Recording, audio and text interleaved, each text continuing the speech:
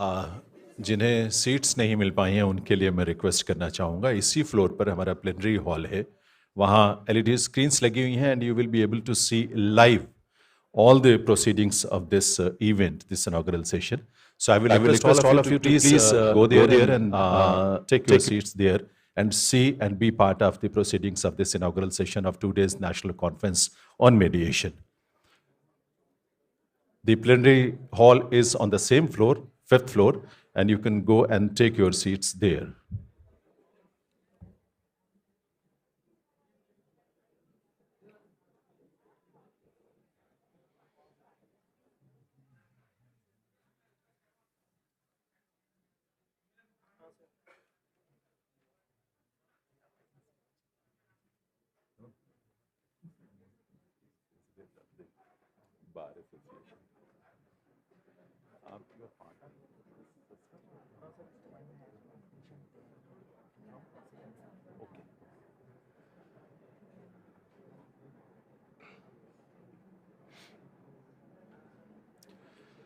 जिन्हें सीट्स नहीं मिल पाई हैं उनसे मैं रिक्वेस्ट करूंगा, on the same floor we have a plenary session and we have LED screens also there, तो आप वहाँ पूरी प्रोसीडिंग्स को देख सकते हैं, you can be part of this proceedings.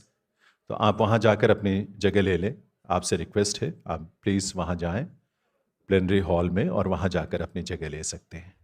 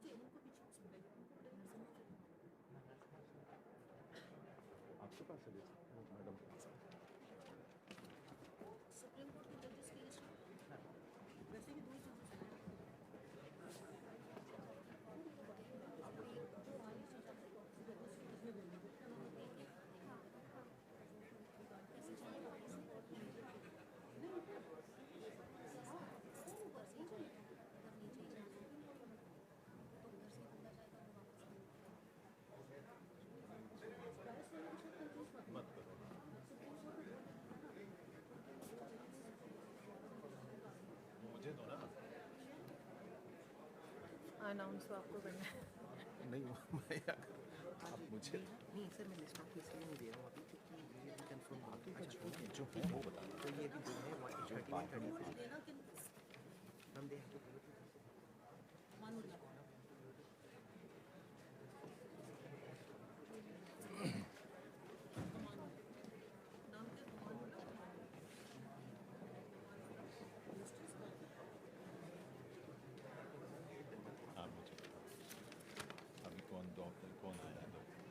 नहीं, ये कोई है नहीं, ये तो ऐसे गया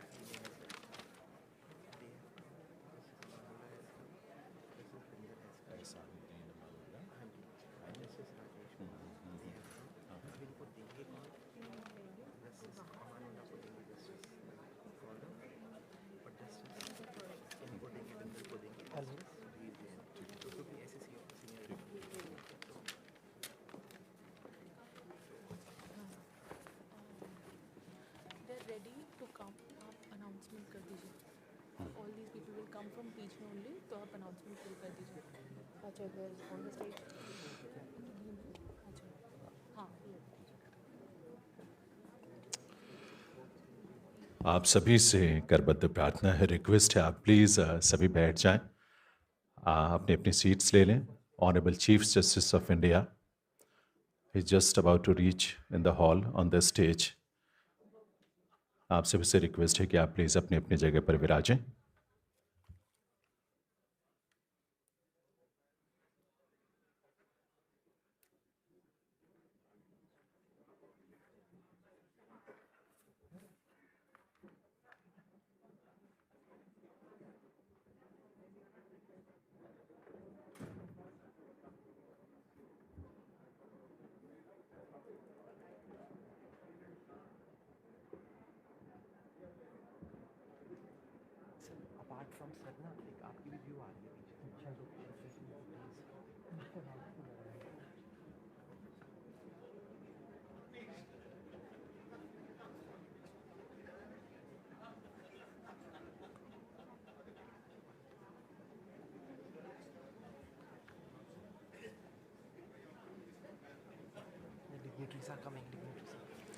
दिव्य सज्जनों, honourable chief justice of India, आइए हम सब अपने अपने स्थान पर खड़े होकर करतल ध्वनि से हार्दिक स्वागत करें, अभिनंदन करें honourable chief justice of India doctor justice D Y Chandrachud का और सभी डिग्निटरीज का। और आप सभी अपने स्थान पर ही खड़े रहेंगे क्योंकि राष्ट्रगान होगा, इसलिए आइए हम सब अपने अपने स्थान पर खड़े होकर राष्ट्रगान में शामिल हों।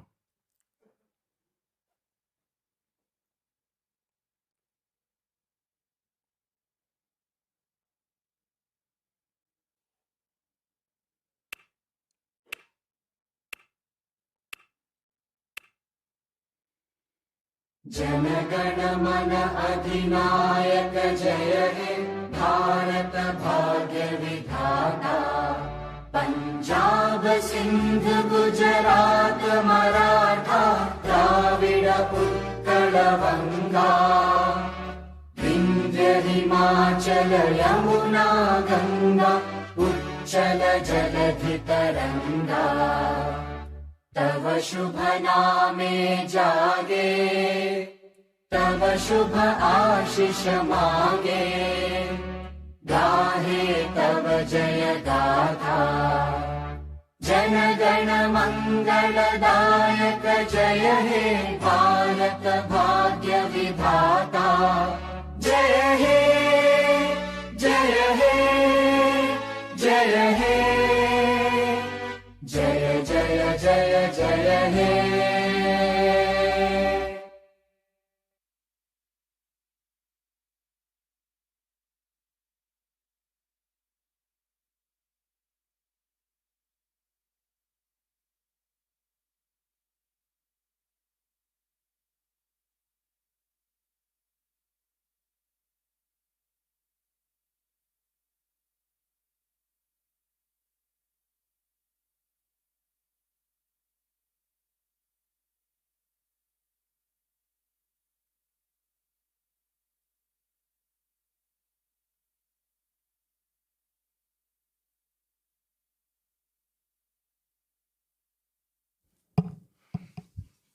Thank you very much ladies and gentleman. देवी सज्जनों, हम सबके लिए बहुत सौभाग्य की बात है कि नालसा और एमसीपीसी की छत्र छाया में समाधान द्वारा आयोजित इस 2 दिवसीय नेशनल कॉन्फ्रेंस के इनॉग्रल सेशन में honourable chief justice of India doctor justice D Y Chandrachud का शुभागमन हम सबके बीच हुआ है। आइए एक बार करतल ध्वनि के साथ उनका अभिनंदन करें, उनका स्वागत करें honourable chief justice of India का। इस अवसर पर मंच पर गरिमामयी उपस्थिति है ऑनरेबल जज supreme court of India mister justice Sanjay Kishan Kaul का, जो नालसा के एग्जीक्यूटिव चेयरमैन और एमसीपीसी के चेयरमैन भी हैं। Please welcome honourable mister justice Sanjay Kishan Kaul. We are privileged to have with us the Honorable Attorney General of India, Shri R. Venkataramani, Honorable Chief Justice of Delhi High Court and Patron-in-Chief Samadhan, Honorable Justice Satish Chandra Sharma ji, Honorable Judge, Delhi High Court and Chairman, Overseeing Committee Samadhan, Honorable Mr. Justice Manmohan, Honorable Judge, Delhi High Court and Member, Overseeing Committee Samadhan, Mr. Justice Sanjay Sachdeva ji, and Senior Advocate, President, Delhi High Court Bar Association, Mohit Mathur ji। आप सभी का आज के इस आयोजन में बहुत बहुत स्वागत है, अभिनंदन है, वंदन है आप सबकी गरिमामय उपस्थिति के लिए। देवी सज्जनों, मेडिएशन या मध्यस्थता हमारे जुडिशियल सिस्टम में ऑल्टरनेटिव डिस्प्यूट रेजोल्यूशन के यानी एडीआर की एक बहुत महत्वपूर्ण कड़ी है। बीते वर्षों में लगातार जो प्रयास हुए हैं, जो एफर्ट्स किए गए हैं, उसकी वजह से मेडिएशन प्रोसेस आज उस मोड़ पर है जहां हम उसमें बहुत सारी संभावनाएं देख सकते हैं, देख रहे हैं और उसको लेकर बहुत सारी आशाएं हमारे मन में हैं। 2 दिन के इस national conference mediation at the dawn of a golden age, इसमें आज के समय में इसमें जो पोटेंशियल है उसको जानने का, उसको समझने का, और चूंकि वो हजारों वर्षों से हमारे जीवन शैली का हिस्सा रहा है तो हमारे वो रगों में है, संस्कारों में है, तो उसका आम लोगों के हित में किस तरह से प्रयोग हो सके उस पर तमाम चर्चाएं होनी है। मेडिएशन वो सिस्टम है जहां व्यक्ति की गरिमा, परिवार की मान मर्यादा, समाज, संस्था या संगठन के हित सबकी रक्षा होती है। यहाँ सब जीतते हैं, हारता कोई भी नहीं है, चाहे वो कोई भी पार्टी हो या मीडिएटर हो या पूरा सिस्टम है, सबकी जीत है। मेडिएशन के माध्यम से लोगों के परिवारों के जीवन में सुख हो, शांति हो, प्रेम हो, इसी कामना के साथ आइए मैं निवेदन करूं honourable chief justice of India और ऑनरेबल जो डिग्निटरीज हैं डायस पर कि वो अपने कर कमलों से दीप प्रज्वलन के लिए पधारें और दीप प्रज्वलन के साथ सबके जीवन में हम न्याय के और न्याय के माध्यम से सुख और शांति की कामना करें. I will request Honorable Chief Justice of India and all the dignitaries on the dais to come for the lighting of lamp.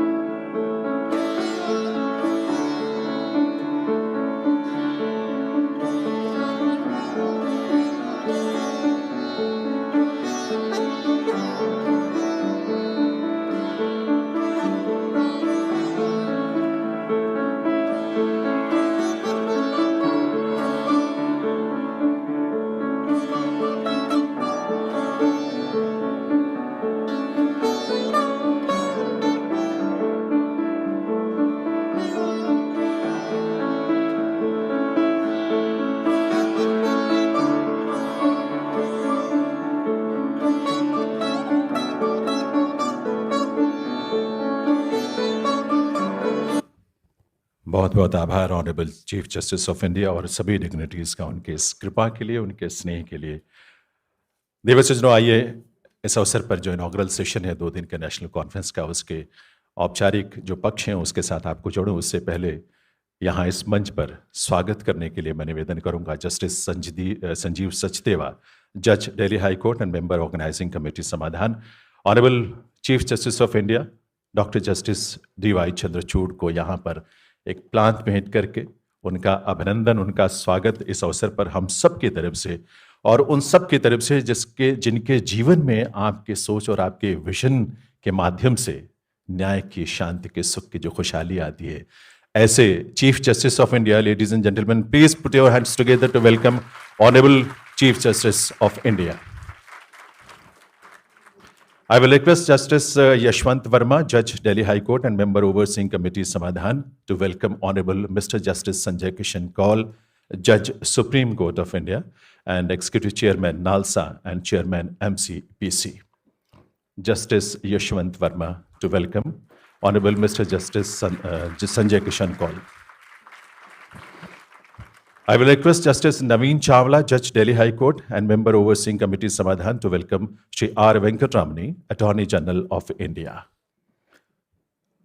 Justice Naveen Chawla, please.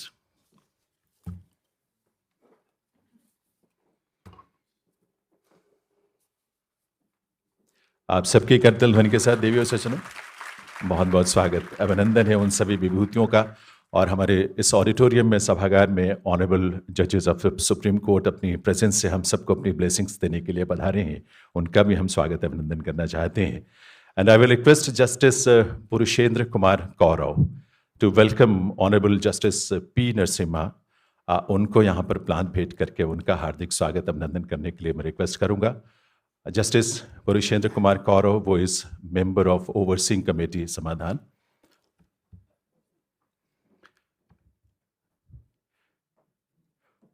Honorable Mr. Justice P. Narasimha, Honorable Judge, Supreme Court of India. Ladies and gentlemen, put your hands together to welcome Honorable Judge, Supreme Court of India. I will request Justice Sudhir Kumar Jain to welcome Honorable Mr. Justice Asaruddin Amanullah Sahab, who is gracing the occasion and he is here to bless us. Please put your hands together to welcome Honorable Mr. Justice Ahsanuddin Amanullah Sahab. I will request Justice Vikas Mahajan to welcome Mr. Justice Rajesh Bindalji, who is gracing the occasion and sitting with us. आपकी तालियों के साथ उनका भी बहुत बहुत स्वागत, अभिनंदन है आज के इस अवसर पर यहाँ उनके गरिमामय उपस्थिति के लिए. और आप सभी का हार्दिक स्वागत, अभिनंदन. मैं निवेदन करूंगा सीनियर एडवोकेट और Delhi high court bar association के प्रेसिडेंट श्री मोहित माथुर जी से कि वे फॉर्मली, औपचारिक रूप से आप सबका स्वागत करने के लिए पधारें.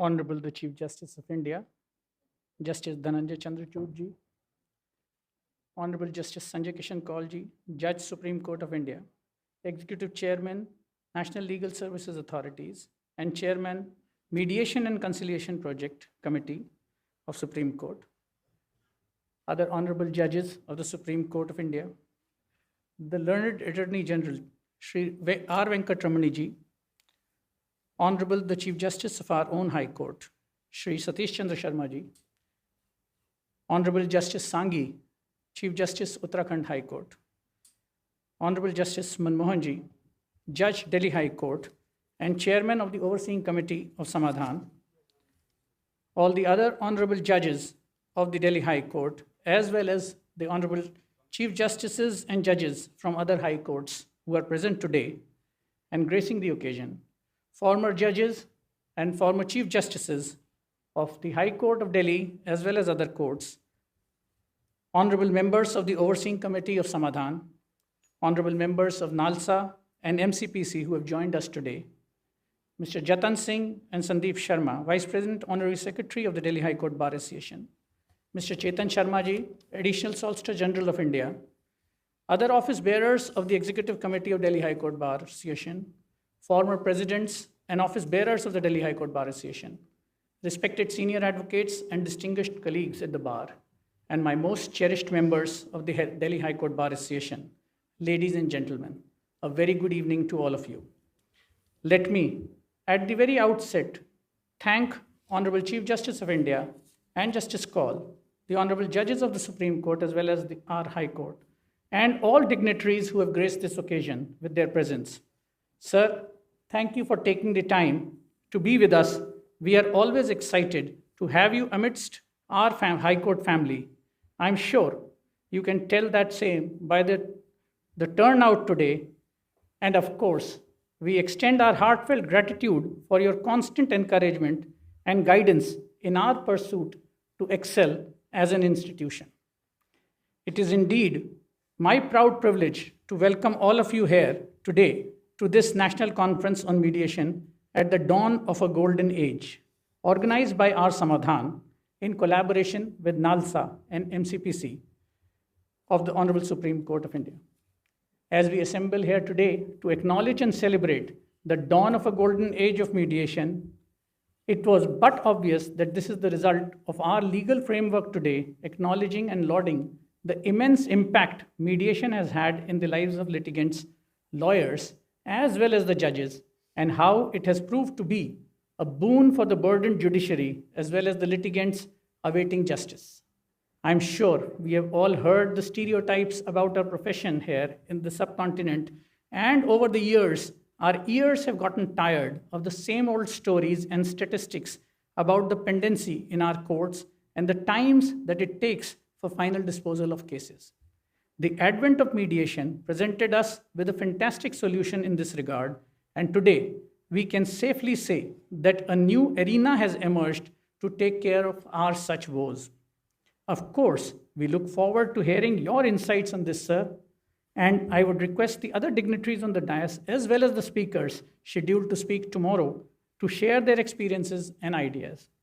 I have always honed a keen interest and an avid reader of history and the Indian mythology, and I've always felt our lives have always been filled with mediators, and the concept of mediation has been embedded in our mythology as well as reality since the days of yore.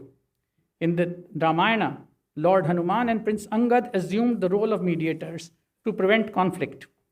In the Mahabharata, Lord Krishna tried to mediate amongst the Kauravas and the Pandavas, but tragically we know now that both these attempts failed. What we take away from this is that despite resolution depends, that dispute resolution depends on the will of the parties involved at the end of the day, and the failure of such amicable resolution may prejudice each party in one way or the other. On the other hand, a mediator must ensure actual tangible justice while balancing the needs of opposing parties. Looking at it that way, it is indeed a delicate job, or rather an art. I personally know some counsels and judges as well who are tremendous mediators, and finding middle ground comes naturally to them. Some of our trained mediators are so adept at the process that they are able to resolve not only the issues referred to them, but also ancillary and related differences amongst parties, thereby enlarging the scope of mediation. Through the course of human history, we find fascinating instances of mediation. When you read of Nelson Mandela, Mahatma Gandhi, or Henry Kissinger, you learn that mediation and negotiation require strategic planning, perseverance, and immense patience. But then, these people and their ability to sit with their adversaries change the course of history. When you are pursuing an adversarial litigation, naturally there is an element of enmity, seeing the opposition as a threat or a barrier.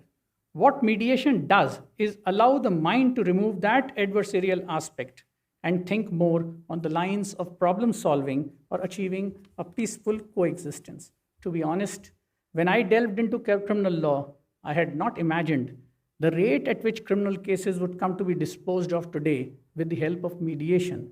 I dare say, once our clients realize their actual problems and let go of their emotions and ego, it does not take long for them to realize that paying our fees isn't in their best interests. At the end of the day, mediation simply works because in a society, we are all meant to coexist. And maybe it has dawned on all of us that we simply do not have the time to be shackled by paperwork and court dates. In some cases, it goes on for generations. From 2006, the setting up of our Delhi High Court Mediation and Conciliation Center, that is Samadhan, showed us the true potential of mediation. At this juncture, ladies and gentlemen, I must take a moment to tell you about the foundation of Samadhan and its growth over the years. The foundation and smooth functioning of Samadhan is a testament to the perfect synergy between the bench and the bar here at the Delhi High Court, something that we are all quite proud of. Samadhan, as the name suggests, helps resolve not just cases before it, but many times resolves relations and strained associations. Today, it can be said that the name Samadhan is synonymous with speedy resolution and justice. There was an initial hesitation against mediation from the bar, but this institution grew amid apprehensions about mediation being antithetical to litigating lawyers' mindset, and the freers were allayed. We, as an institution, have come to realize that mediation had emerged as a reliable mechanism for the speedy disposal of cases. The functioning of Samadhan was entrusted to the bar, and a committee of judges and members of the bar jointly oversee the smooth running of the facility, and a reliable system of checks and balances has thus been achieved. While Samadhan is responsible for training and maintaining an immensely talented pool of over 250 mediators who are members of the Delhi High Court Bar Association. They also conduct training sessions for mediators all over India. A testament to the power and efficiency of Samadhan is the fact that today we start our collaboration with the Uttarakhand High Court as well. We take pride that some of our mediators have over the years become the go-to choice, and cases are referred to Samadhan from all over the Honorable Supreme Court, our Delhi High Court, and the subordinate courts as well, including pre-litigation mediations, might I add. Samadhan today functions out of a 10,000 square feet facility space, providing state-of-art facilities to conduct in-person or virtual mediation sessions. And for the benefit of the parties, there is an annexed space for children to spend their time while their parents engage in their respective sessions. Once the session kicks off, we generally have around 24 mediations going on simultaneously. Video conferencing, an irreplaceable facility in these times, sir, was provided in Samadhan in 2017 itself for the benefit of outstation or infirm parties to mediation who could not remain physically present. Samadhan has over the years achieved great heights and has been an irreplaceable catalyst in thrusting us toward what indeed appears to be the golden age of mediation. The constant support from all my lords here at the High Court has emerged as a true certificate to the collaboration between the bench and the bar at Samadhan. As a representative of the bar and as a representative of the overseeing committee of Samadhan, I feel we need to let this movement and institution grow in the world of dispute resolution in order for mediation at the Delhi High Court to be a rewarding and enriching pursuit for the professionals involved, hardworking and dedicated counsels who devote immense effort and work for the people of Delhi and the seekers of justice. As the time passes, we realize we have to embrace change. If lawyers were afraid back in the day of just mediation, let me remind you all that they are creating artificial intelligence that gives real-time legal advice for any given set of facts and extant law. So we might just be dinosaurs before the next great metaphorical asteroid. Jokes apart, if there is something, a metamorphosis that helps and aids the society, there should not be any resistance to it. I can say on behalf of the members of the Delhi High Court Bar Association that we look forward to seeing the growth of mediation. I am certain in the times to come, mediation may become the main choice of the people, and only a certain segment of cases would reach your courtrooms, sir. As I keep saying, with the acceptability of mediation as a cost-effective and time-saving process, the bar has come to recognize mediation as an equally satisfying part of the profession, especially where the law provides either no or less efficacious remedy. This acceptance of mediation across all the fields of law is the heralding of the said golden age, and we must usher it in the same loud shanknad that we do. On that note, please allow me to welcome all once again. Thank you, and I look forward to a great evening as well as tomorrow's sessions. Jai Hind. Thank you very much, Mohit, for your welcome address. As you are aware, ladies and gentlemen, Delhi High Court Mediation and Conciliation Center, Samadhan, was flagged off in the year 2006. At present, this center is fortunate in getting full support, encouragement, and guidance from our Patron-in-Chief, Honorable Chief Justice of Delhi High Court, Honorable Mr. Justice Satish Chandra Sharma ji. May I now request Honorable Mr. Justice Satish Chandra Sharma for his introductory address, please. Honorable Mr. Justice Satish Chandra Sharma.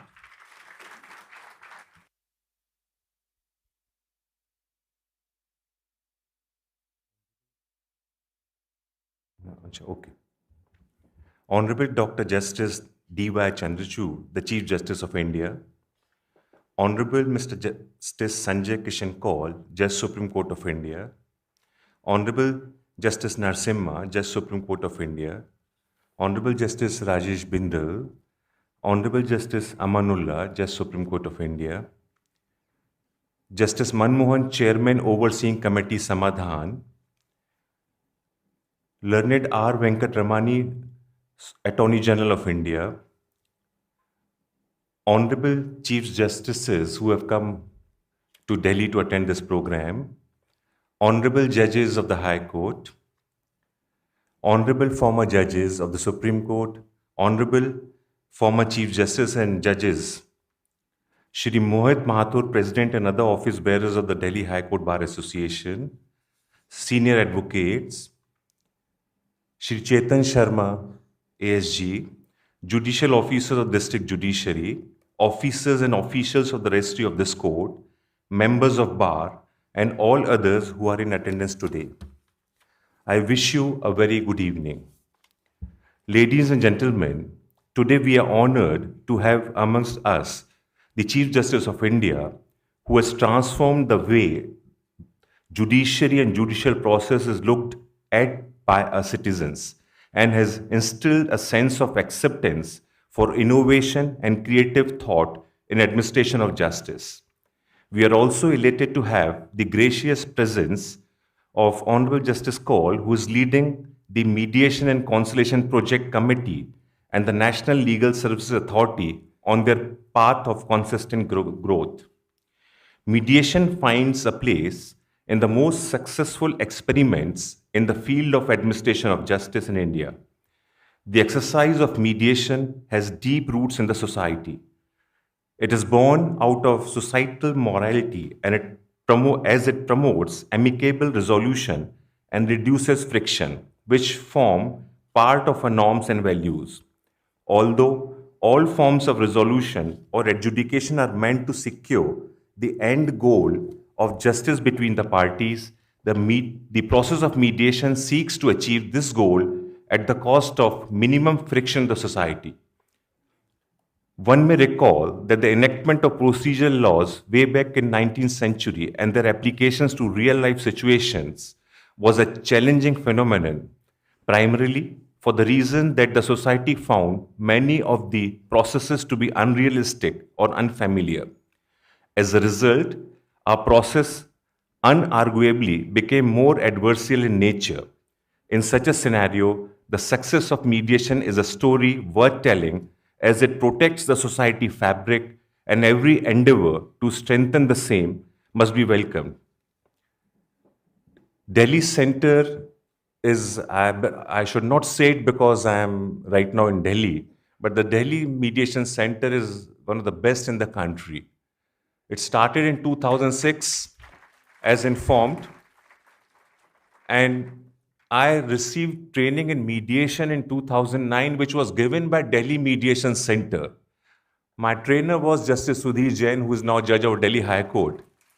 So Delhi High Court gave training all over the country in the field of mediation. This conference is dedicated to mark the journey of mediation and to explore the possibilities of refinement, especially in advanced subject matters. Today, the scope of mediation is expanding, and even complex commercial matters are falling within its domain. However, the success rate in complex matters is comparatively low. It is primarily attributable to the absence of an institutional culture for mediation. The confidence of the parties is greatly dependent upon an institutional culture. I am happy to note that during this conference, expert sessions would deliberate upon these areas, and innovative ideas from different quarters would breathe life into this process. I may also note that a dedicated statute on mediation would play a crucial role in promoting institutionalization, as legislative backing would be a reflection of people's faith and would provide a uniform mechanism. With these thoughts, I extend my warm wishes for a smooth conduct of the conference and look forward to the discourse.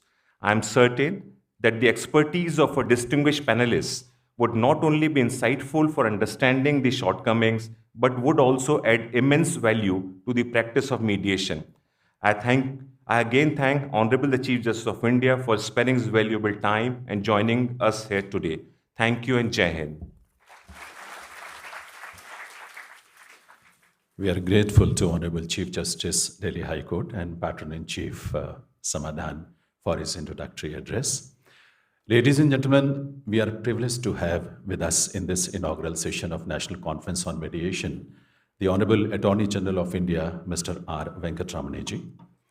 Last year, that is 2022, he took over as the 16th Attorney General of India.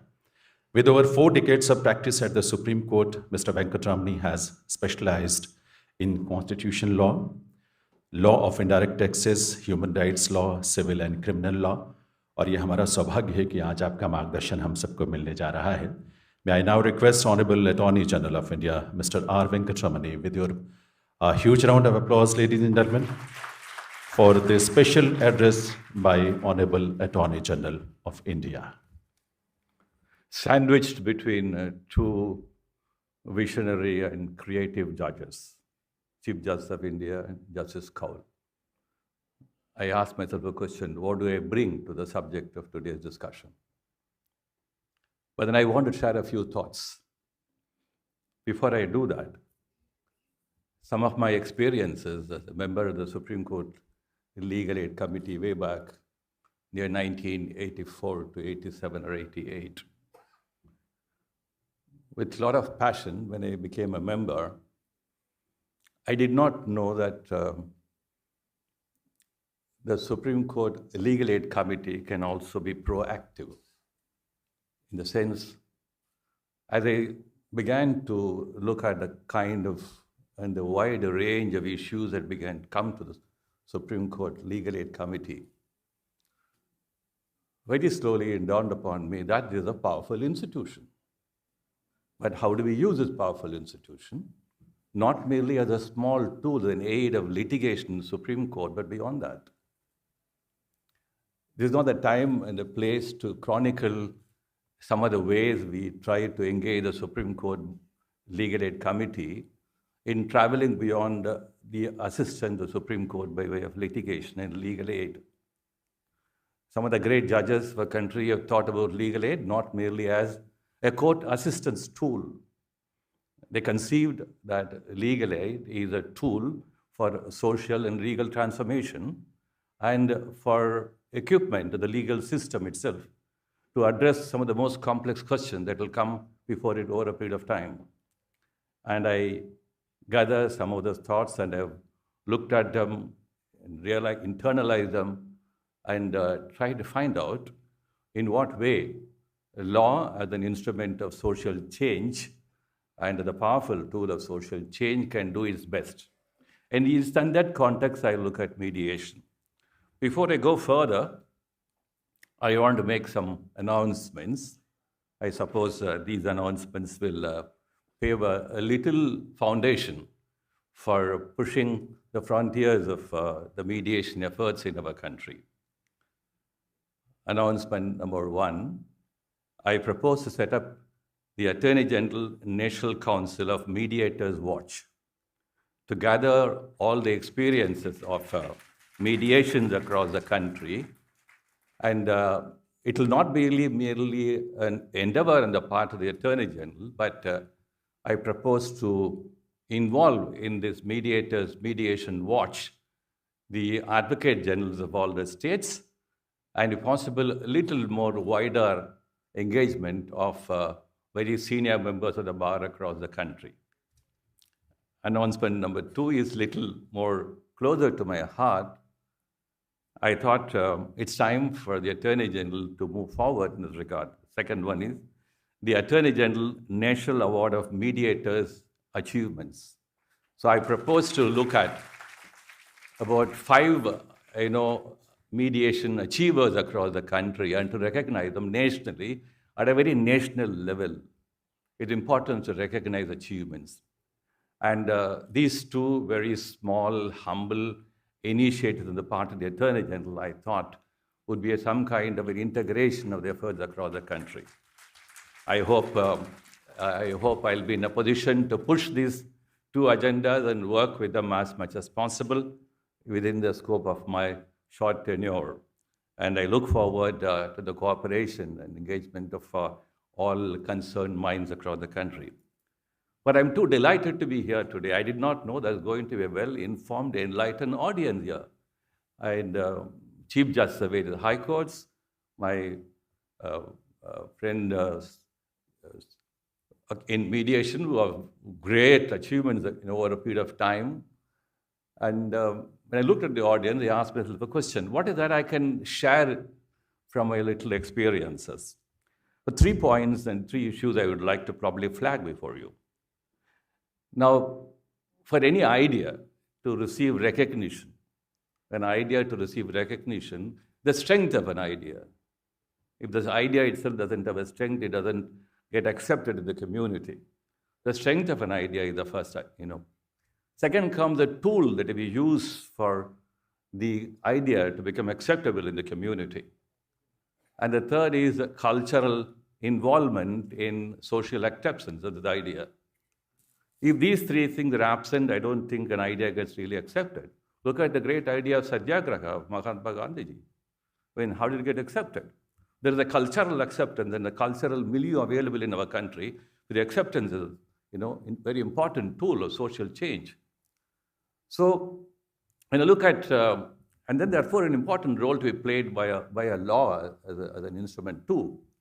But that role to be played by a law sometimes is very direct, sometimes indirect, sometimes invisible too.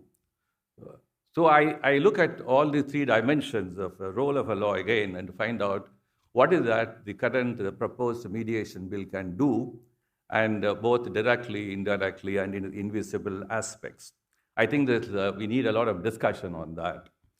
And secondly, how do we really go about adding strength to the various dimensions of the mediation endeavors in our country. We keep talking about supplementing the justice administration system. I think as long as we are tied too deeply to the adversarial system in our country as the only method of justice administration, I think we are somewhere getting deeply in a wrong direction. It's time for us to move away from the adversarial system in all its sweep, and as if that's the only process that's equipped and best suited for resolving the justice and addressing the justice needs of different sections of a community. And unless we appreciate that the justice needs of different sections of the community are different, and how do we really therefore forge new instruments to address different justice needs, we will be probably having endless dialogues on the failures of the adversarial system. I think probably we had enough of them. And the number game and the pendency, etc., are so well known, but I think we're not still geared towards moving away from the adversarial system. So that's one thing which keeps coming to our mind, and I think we need a larger national and judicial and legal debate on this.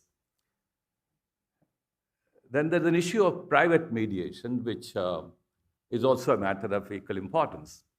Now, how do we really strengthen people who are passionate, equipped, mentally and culturally, so equipped to play an important task and role in being a mediator? We need a lot of instruments to come to their aid, not merely the legal, the judicial aid. I think something beyond that needs to be pressed into service. So how do we get the wide range of institutions in our country? And what comes to our mind are the law schools and the law colleges. And if the law schools and law colleges can be converted into R&D laboratories, research and development laboratories, it's time we convert them into R&D laboratories. And mediation should be one most important subject for R&D laboratory functioning and subject. I suppose all national law schools, and since judges head almost all the national law schools, why don't we look at national law schools as the most important and immediately available institutions for strengthening the private mediation initiative? How do you go about it? I think a lot of thoughts will come because honorable judges are here and really experienced minds are here. Then I think there's an other important aspect is we seem to exclude the political branch of a country from many of these engagements. We look at them as with a lot of disaffection, if you put it like that. Our lack of conviction about the competence and the ability of elected representatives in playing important roles, I think somewhere we need to again look at that. So in aspects like a private mediation or using the law to its highest potential, I think the political branch of a society and is also to be deeply engaged. How do you go about it? One small idea, and it comes again from an experience. When we drafted the Construction Workers' Welfare Bill, I had occasion to interact with the Petition Committee of Parliament over a period of time. And that gave me a lot of invaluable experience. And these committees, I suppose, if we're able to engage these committees at a cultural and an exchange of information level, how do we make each and every one of a state legislative assembly and members elected thereof to be engaged consciously in promoting important initiatives like this? And I think it's possible. And that's why I thought the Attorney General's National Council for Mediators Watch will do all this job. A lot of ideas keep floating in my mind. I suppose I would rather be a better advised to listen and to the Chief Justice and Justice Kaul. And I'm sure with these two ideas I floated, I'll receive a lot of insights and support. And thank you for your attention.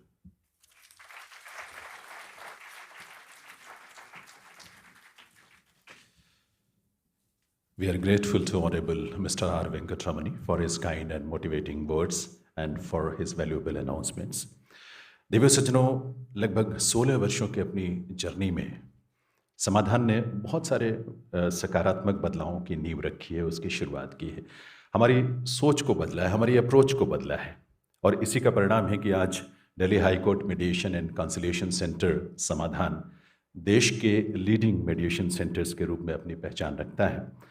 हमारी इस journey में bench की तरफ से जिन विभूतियों का बराबर हमें मार्गदर्शन मिलता रहा है और आज भी मिल रहा है, उनमें एक प्रमुख नाम है ऑनरेबल जज supreme court of India, NALSA के एग्जीक्यूटिव चेयरमैन और MCPC के chairman honourable mister justice Sanjay Kishan Kaul का। At this moment, I will request Honorable Mr. Justice Sanjay Kishan Kaul ji for his keynote address.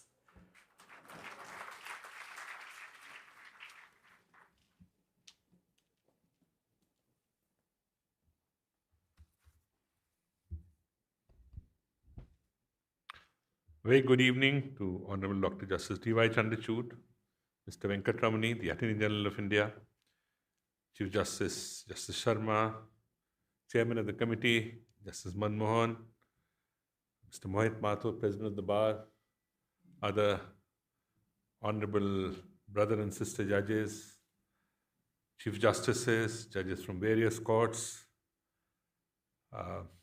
my former Chief Justices, Dr. Sharma, Justice C.P. Shah, who guided me in my years here,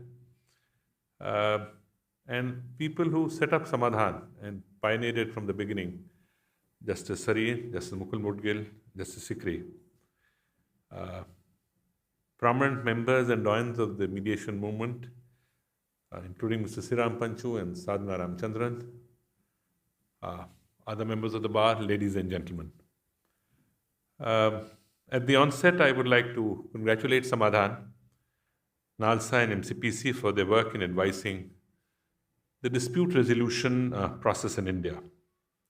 In yet another incredible endeavor, these organizations have put together this National Conference on Mediation at the dawn of a golden age. I am delighted to be here in a court where I have spent more than 30 years, and for Samadhan, which I hold close to my heart. A unique endeavor run by the bar as a matter of trust between the bar and the bench on an appeal made by the then Chief Justice, Justice Kajju, and accepted then by the President of the Bar, Mr. Chandrachud. All of these people have played a very important role in setting forth and advancing Samadhan to what it is today, a premier mediation institution. I would like to start by sharing an observations from an experience as a lawyer and thereafter as a judge.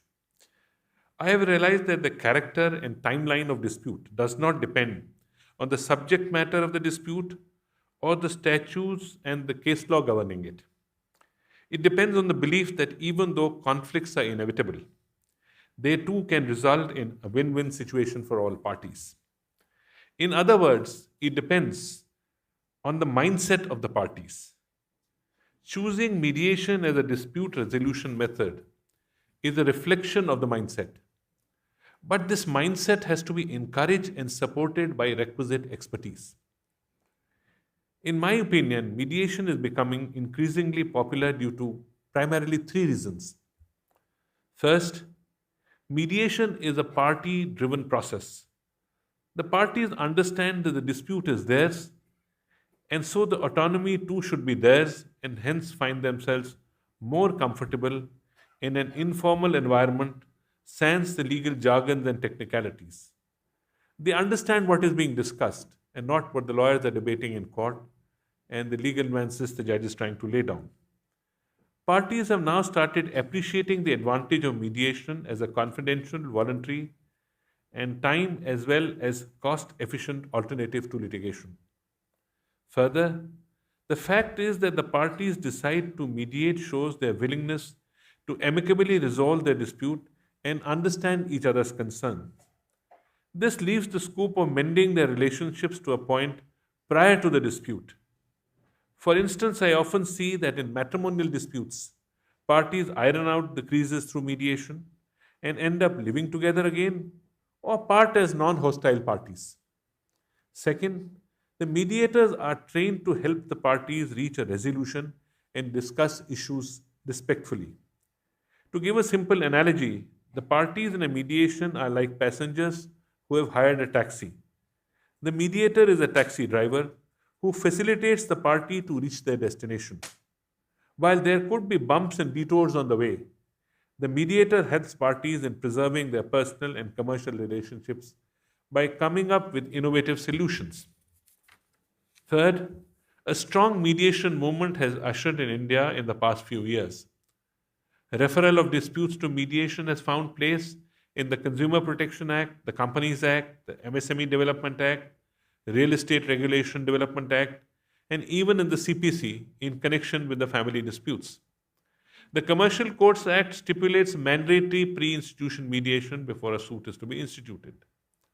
Further, the Mediation Bill also seeks to promote mediation, particularly institutional mediation, and provide a mechanism for enforcing mediated settlements and agreements. Even internationally, India has taken steps to support the mediation and was one of the first signatories to the Singapore Mediation Convention, which aims to resolve the cross-border disputes and further facilitate international trade. This is somewhere I would appeal to the Attorney General's good office that the bill in this behalf, in which the Supreme Court had done some pioneering work, is pending consideration for a considerable period of time, and we've had the opportunity of interaction with the parliamentary subcommittee also in a different capacity, and we hope that this sees the light of the day sooner than later. The Supreme Court has been active in showing its inclination towards mediation in appropriate matters. For instance, the Supreme Court had appointed a mediation panel in Ayodhya to Ayodhya dispute to explore the possibilities of settlement. Even in AFCON infrastructure, the Supreme Court laid down an illustrative list of matters which may be mediated, such as cases related to trade and commerce, cases where there is a need of continuation of pre-existing relationship, cases related to tortious liability, and consumer disputes. I truly believe that it's not that we are overloaded, so mediation should be done as an alternative dispute resolution mechanism, but I believe it's a superior method of resolving disputes and must be tried over first, because it permits the parties to structure their solutions, which the court cannot do because it is governed by the prevalent legal position. While the mediation movement in this country has already picked up, I would like to discuss a few suggestions that might make mediation a more effective mechanism. The first is the reference to mediation by the judges. It is my opinion that an effective judge is not only one that is able to apply the correct principles of law to a dispute. It is someone who is capable of understanding the nature of the dispute and recommending its resolution in a manner most advantageous to parties involved. This encompasses solving the dispute being litigated in court itself, or referring the same to mediation, conciliation, or arbitration, depending on the questions raised, the competing interests of the parties, and the nature of the relationship. The judge becomes a proactive participant in determining this. The Mediation and Conciliation Project Committee of the Supreme Court of India has published a training manual for referral judges. It contains a list of guidelines which include considering whether the dispute is fit for referral to mediation, determining the choices of parties, determination of forum of mediation, recording of mutual consent. It also contains guidelines of more logistical nature, such as enjoining referral judges to only annex limited documents pertaining to the case with a referral order and fixing appropriate time limits for mediation process. The manual contains the draft referral order as well. In fact, the MCPC has been encouraging judges across the country to go through a training program or a learning program, and many courts have volunteered. I would only request and encourage judges to participate in this process. I believe, having gone through it more than once, that it has helped me to understand the process of litigation better. Maybe in my normal judging process also assisted me in understanding what the parties really require, while we on a pedestal may be doing something which the parties really may not be so interested in. Let us understand. The litigant wants a solution to his problem. He is not concerned with our legal jargon or pages and pages of judgment or our interest in nuance of law and our intellectual satisfaction. We really all exist for him. Coming to the next aspect of role of lawyers in advancing mediation. Abraham Lincoln had urged lawyers to change their mindset in favor of other mechanisms to resolve disputes, stating, I quote, "Discourage litigation, persuade your neighbors to compromise whenever you can, point out to them how the nominal winner is often a rare loser in fee, expenses, and waste of time. As a peacemaker, the lawyer has superior opportunity of being a good man. There will still be business enough." In this vein, the role of a lawyer is critical to help transform the landscape of dispute resolution. With mediation becoming more prevalent between parties, lawyers cannot fall far behind. Lawyers may be trained in mediation, which will allow them to offer alternate routes for dispute resolution to their clients, going beyond the adversarial process. To develop such skills, lawyers always have the option of undertaking training made available by several upcoming ADR centers. Most of these sessions have gone online and thus can be accessed as per advocates' convenience. As a move of encouragement, you saw the Lieutenant General announce from this dais itself two of his proposals to encourage this. I think, and coupled with that, the impression with what the Chief Justice and I carry with the interaction with the Parliamentary Subcommittee, I see no reason why there should not be a push for mediation from all stakeholders, including the government. Thirdly, a training of students to understand mediation as an alternative to conventional method of dispute resolution. We need to ensure the education of mediation from the very beginning. Several law schools have begun to inculcate ADR courses and clinics in their curriculum. Mediation centers have also collaborated with law schools for these courses and have been organizing competitions that require students to use their advocacy skills to mediate a dispute. Fourth, training of mediations to maintain quality of mediation.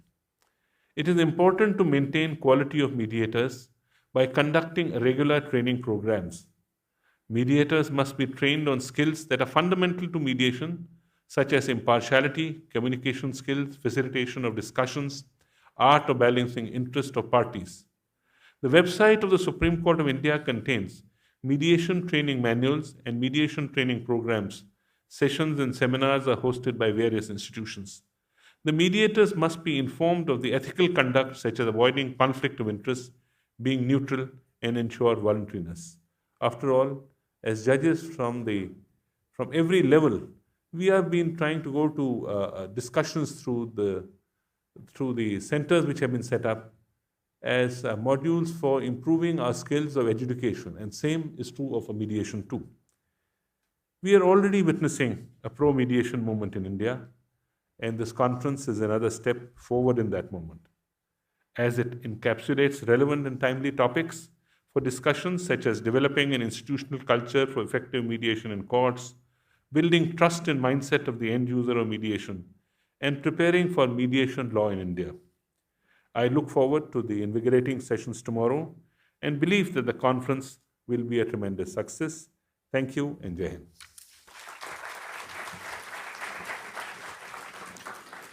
हृदय से आभार honourable mister justice Sanjay Kishan Kaul का उनके keynote address के लिए, जिसके माध्यम से आपने जो हम सबको एनकरेज किया है, आपकी गाइडेंस जो मिली है, उसके लिए बहुत बहुत आभार आपका।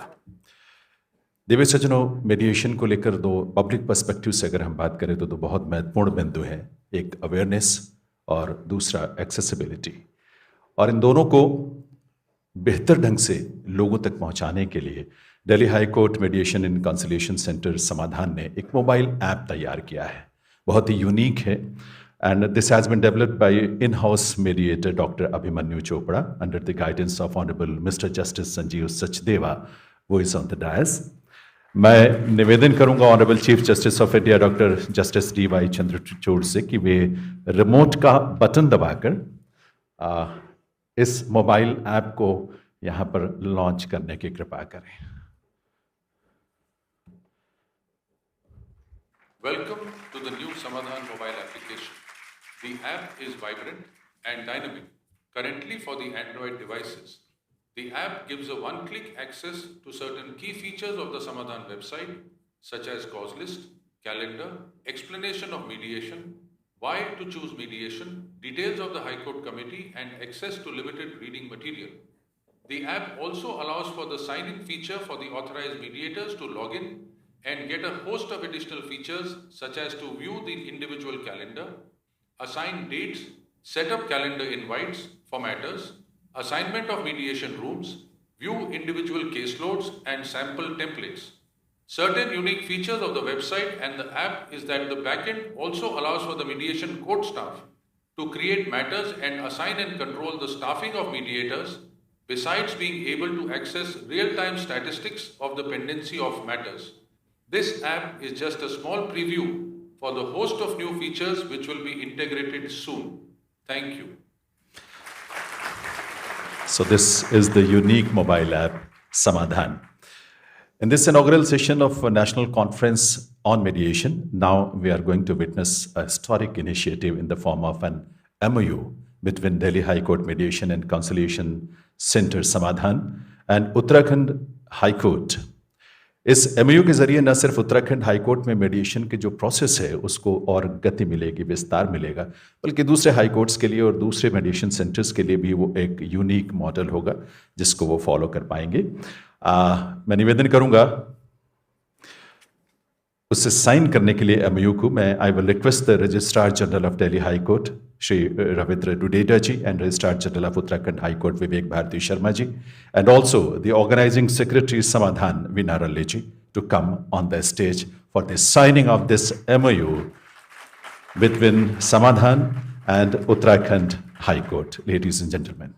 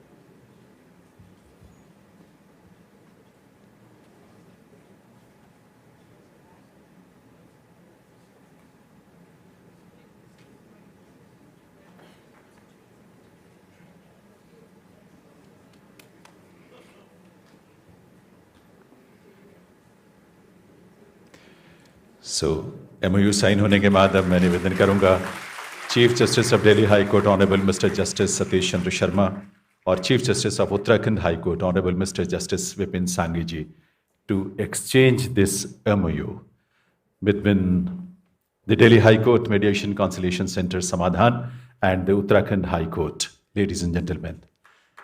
And now you can put your hands together to wish all the best for this MOU between these two entities.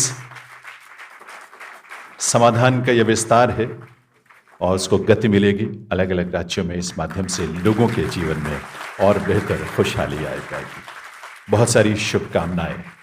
Delhi high court mediation and conciliation centre समाधान और उत्तराखंड हाई कोर्ट के बीच साइन हुए इस MOU के लिए बहुत सारी बधाई और शुभकामनाएं। आभार honourable mister justice Satish Chandra Sharma ji, honourable mister justice Vipin Sanghi, Delhi और उत्तराखंड हाई कोर्ट्स के registrar general Ravindra Dudeja ji and Vivek Bharti Sharma ji और वीना रली जी। दिव्य सज्जनों, मेडिएशन के जो अलग अलग आयाम हैं, जो उसके अलग अलग एस्पेक्ट्स हैं, उसको लेकर हमने एक बहुत ही यूजफुल और इंफॉर्मेटिव एक बुक तैयार की है, मेडिएशन एंड इट्स प्रॉमिस। समय है इस बुक के रिलीज का। और इसके लिए जो बुक जो है उसकी copy it will be presented to the dignitaries on the dais and first of all I will request justice Naveen Chawla the जज Delhi high court he will be presenting a copy of the book to Honorable Chief Justice of India Dr. Justice D.Y. Chandrachud and Justice Vikas Mahajan Judge Delhi High Court he will present a copy of the book to Justice Sanjay Kishan Kaul Judge Supreme Court of India the first copy to the Honorable Chief Justice of India. Justice Vikas Mahajan, he will present a copy to the Justice Sanjay Kishan Kaul, Judge Supreme Court of India. Sadhana Ramachandran ji, advocate, she will be presenting a copy to Mr. R. Venkataramani, Attorney General of India. Sudhanshu Batraji, Senior Advocate, I will invite you also to present a copy to Justice Satish Chandra Sharma ji, Chief Justice of Delhi High Court. Sudhanshu Batraji. Veena Raliji, Organizing Secretary, I will request Veena ji to present a copy to Justice Manmohan, Chairman Samadhan. And I will invite Rajiv Virmani ji, Senior Advocate, to present a copy to Justice Sanjeev Sachdeva, Member of Overseeing Committee. And I will invite Mitali Gupta and Radhika Dubey ji to present a copy to Mr. Mohit Mathur, President, Delhi High Court Bar Association.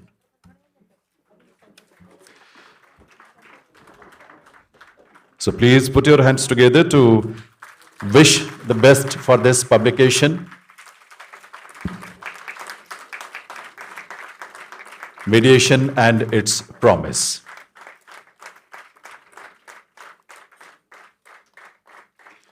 Thank you very much. We are grateful to Honorable Chief Justice of India and all the dignitaries on the dais who have released this book.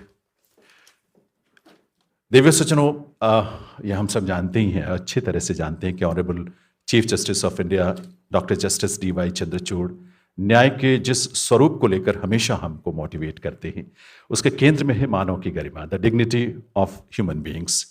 एक alternative dispute resolution process के रूप में mediation भी इसी को केंद्र में रखकर अपनी पूरी प्रक्रिया का संचालन करती है, उसे कंडक्ट करती है, जहां मानव की गरिमा को, उसकी डिग्निटी को संरक्षित करने का प्रयास होता है। हमारे लिए बहुत ही गौरव से भरा हुआ क्षण है। आज पुनः हमें मार्गदर्शन प्राप्त करने का मौका मिलने जा रहा है honourable chief justice of India से। May I now request with a huge round of applause, ladies and gentlemen, Honorable Chief Justice of India, Dr. Justice D.Y. Chandrachud, for his presidential address. Honorable Chief Justice of India.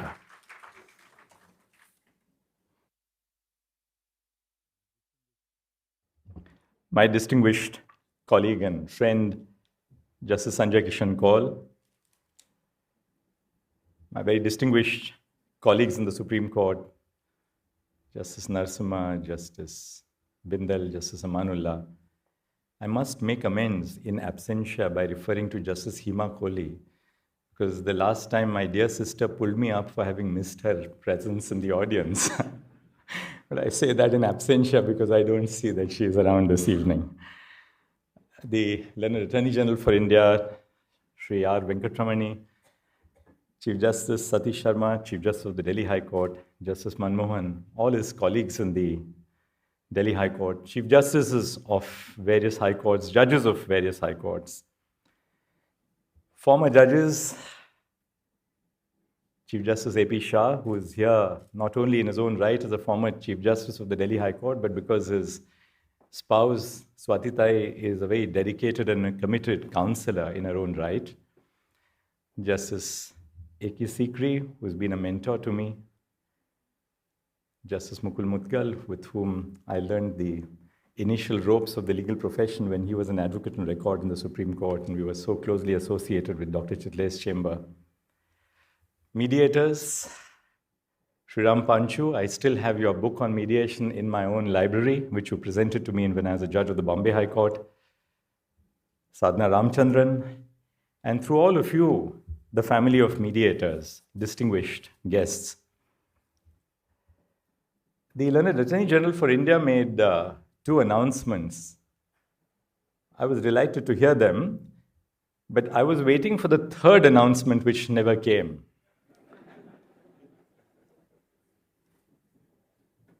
By my very position, I'm now out of running as a shadow Attorney General. But I can make the third announcement nonetheless, which is that the motto of the Union government and its agencies should be mediate, don't litigate.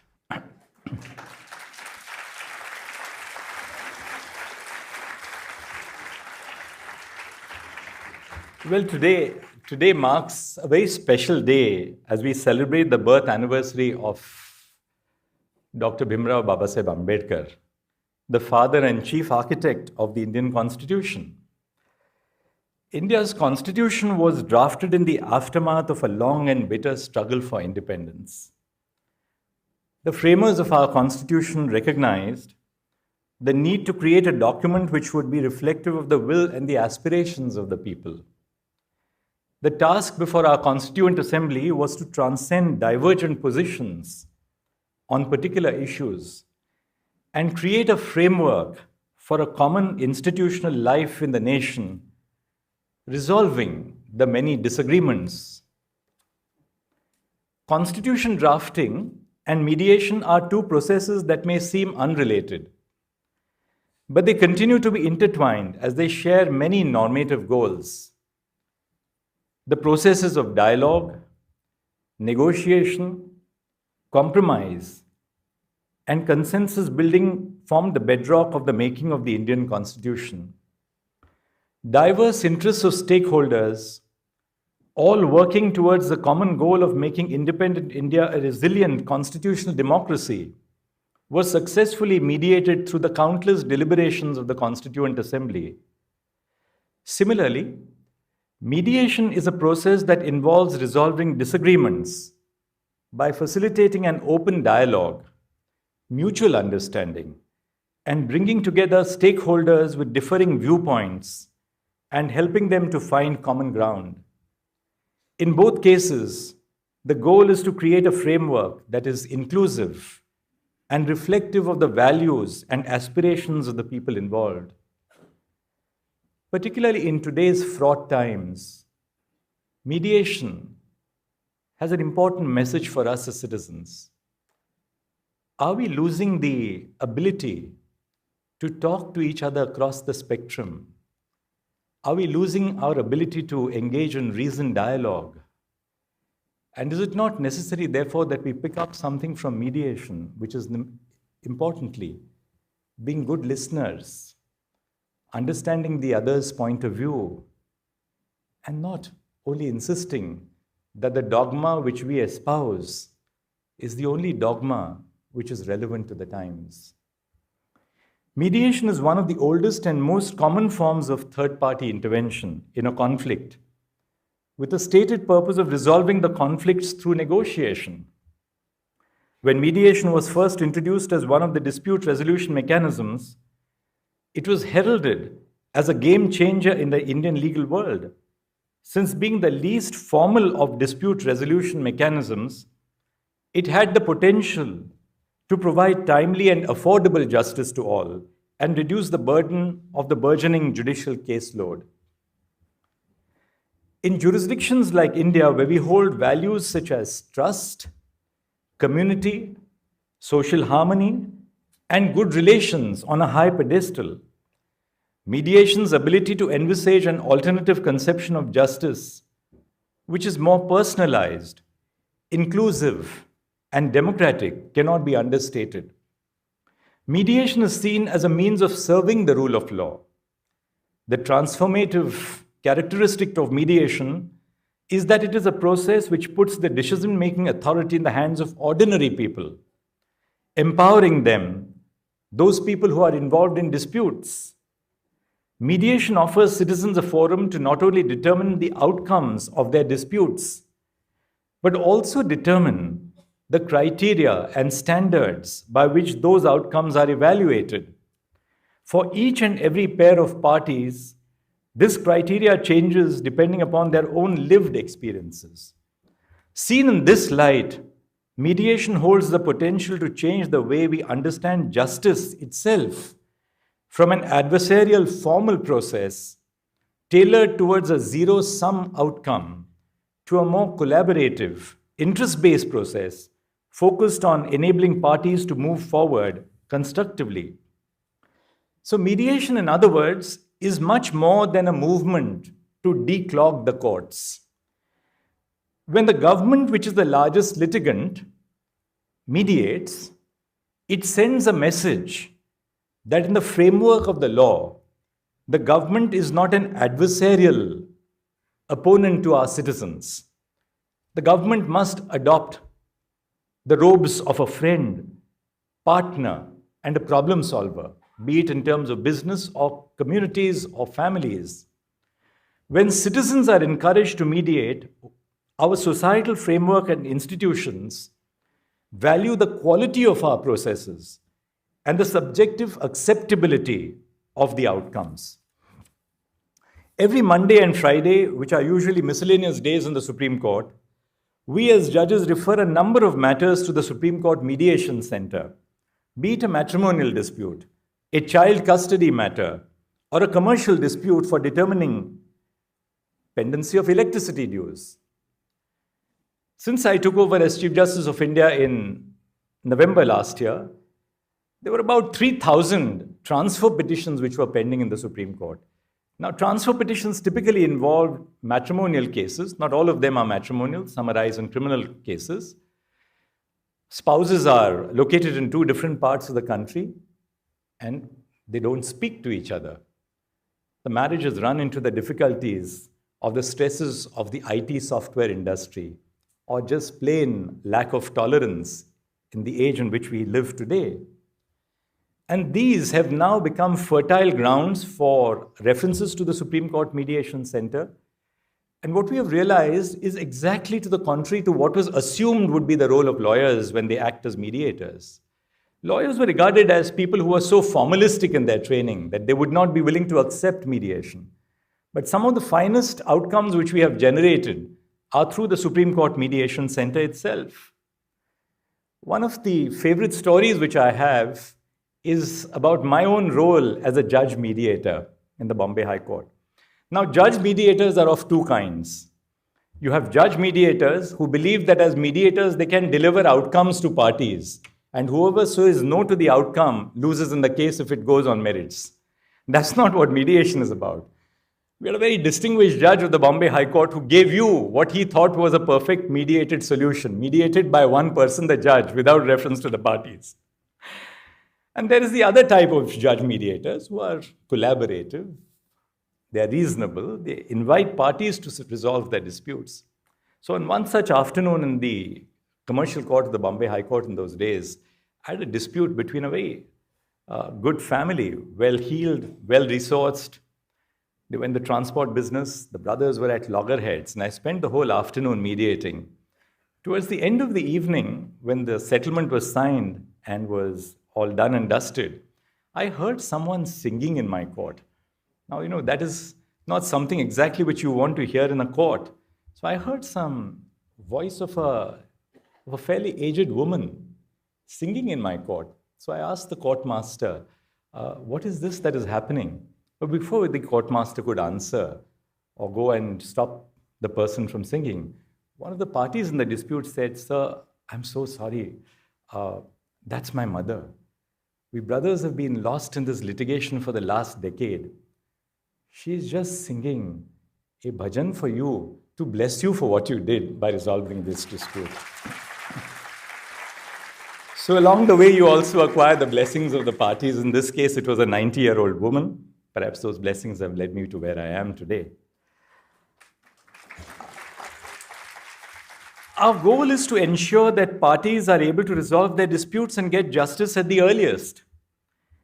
Our courts recognize that justice can be accessed both inside and outside the courtroom, and becomes the duty of the judge to ascertain whether the issues in dispute could best be resolved through mediation or if other resolution mechanisms would be more appropriate. I'm happy to note and to have had the opportunity to release the book Mediation and Its Promise, which features excellent articles from experts on mediation across the bar, the bench, and the academia. I was perusing, incidentally, the statistics mentioned in the latter parts of the book and was pleasantly surprised to see the diversity of cases which were being handled by Samadhan. Over the last 17 years, the Delhi High Court Mediation Center has settled commercial cases, matrimonial cases, IPR disputes, as well as industrial disputes. There is also a chunk of cases categorized in the nebulous other category, of which I'm intrigued to know the specifics. The scope of using mediation as a problem-solving approach to conflict management has been continuously expanding in every context in which a conflict may arise. I was amazed by the beauty of this book, including its cover. But I must also share with you that one of my prized possessions is the calendar of Samadhan, which finds a place on my table, both at home and in the office. And I resist the temptation of turning all the 12 pages at one go. I wait for the next month to come to turn the page, and the Samadhan calendar has this beautiful quotation on mediation, which of course a judge in me loves, but even my spouse, who's a non-lawyer, dotes on. Family disputes and commercial disputes are two areas that could not be more different, but mediation has proven to be a success story in both these areas. Mediation is the most suitable when there is potential for preserving an ongoing relationship. In commercial matters of commercial complexities, mediation allows the parties an opportunity to develop a creative outcome which benefits their commercial reputations and monetary interests. As commercial disputes are giving way to greater and greater complexity, when I was part of the bench in Ayodhya, I thought that having a 30,000-page record was exceptional. In the Supreme Court, now you find that a 10,000-page record is par for the course. Such is the commercial complexity, whether it's in context of electricity disputes or environmental disputes or just pure commercial disputes. So given the commercial complexity of litigation, it's all the more reason that mediation should become the first and the more desirable alternative to litigation. The Singapore Convention on Mediation, providing for a framework to enforce cross-border mediated settlements, has made mediations an attractive option, even in complex international commercial disputes. Family mediation involves engaging with some of our closely held community values in concrete and difficult ways. Women, especially those belonging to marginalized communities, have often found formal legal proceedings to be alienating, having been historically prevented from accessing law on an equal footing. To mitigate their alienation, dispute resolution mechanisms such as mediations, where parties express their grievances directly, take a step forward in making the law less intimidating. Mediation confers an avenue for citizens to chart a path forward in the interpersonal relationships in ways that the law denies to them. However, it would be incorrect for me to say that mediation as a method does not suffer from its own iniquities. One fundamental dilemma that mediators have to constantly deal with is to define their own role as mediators. A mediator is supposed to be a neutral third party. Mediators exercise substantial discretion in deciding when mediator interventions are necessary to facilitate party interactions, and in doing so, they may influence not only the process of mediation, but also its outcome. So what does neutrality mean? Generally, it is understood to mean that the mediator should act impartially, treating both the parties in an even-handed manner. However, in situations where there is unequal bargaining power between the parties, such an understanding of neutrality may lead to the dialogue in mediation to occur between two unequal parties, leading to unjust outcomes. A perceptive quote is that a mediator who remains aloof during a negotiation in order to maintain their neutrality is like a car which is stuck in neutral. It just don't go anywhere at all. An ethnographic study conducted in the family courts at Kolkata revealed that the tendency in divorce mediation was to work towards the goal of preserving marriage, and reuniting or reconciling the couple. This could be understood as a patriarchal bargain, where the women in male-dominated societies, instead of resisting patriarchal and gendered norms, try to maximize their options within an inherently unjust system. In the hands of an untrained mediator, such a reunion of a couple might cause more harm by pushing the underlying interests of the parties to the back burner instead of actually healing the fractured relationship. A skillful mediator who is committed to ensuring justice to their clients would be conscious of their own biases and be open to the perspective of others. This self-reflectiveness would enable the mediator to actively monitor how they are intervening in the process, guided not by a pretense of neutrality, but by the principle of maximizing party control given their unique context.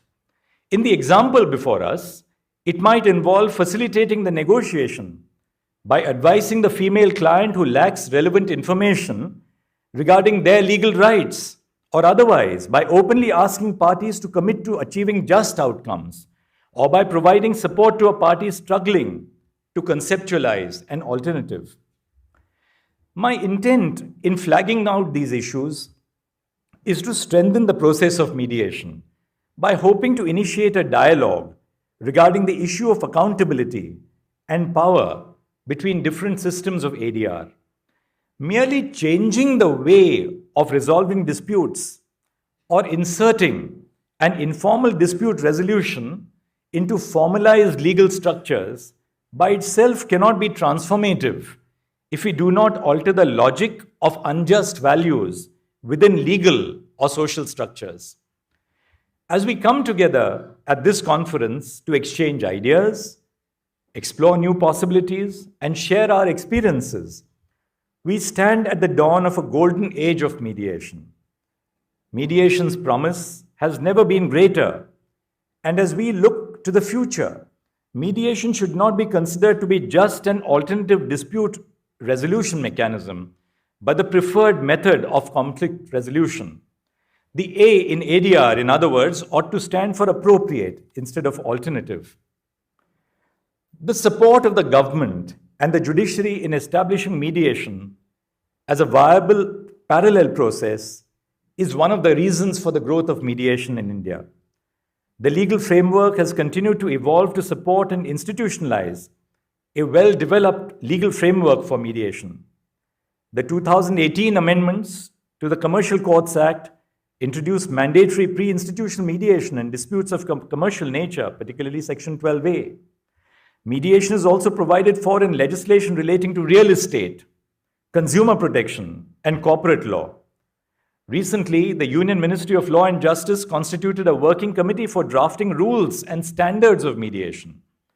The Mediation and Conciliation Project Committee, established by the Supreme Court in 2005, has been successful in promoting the use of mediation and other forms of ADR. The committee has undertaken steps to lay down model mediation codes, facilitate training of mediators across the country, and regulate the process across all the districts. The committee is in the safe hands of my distinguished colleague, Justice Sanjay Kishan Kaul. The national and state legal services authorities have played an instrumental role in encouraging settlement of disputes through ADR.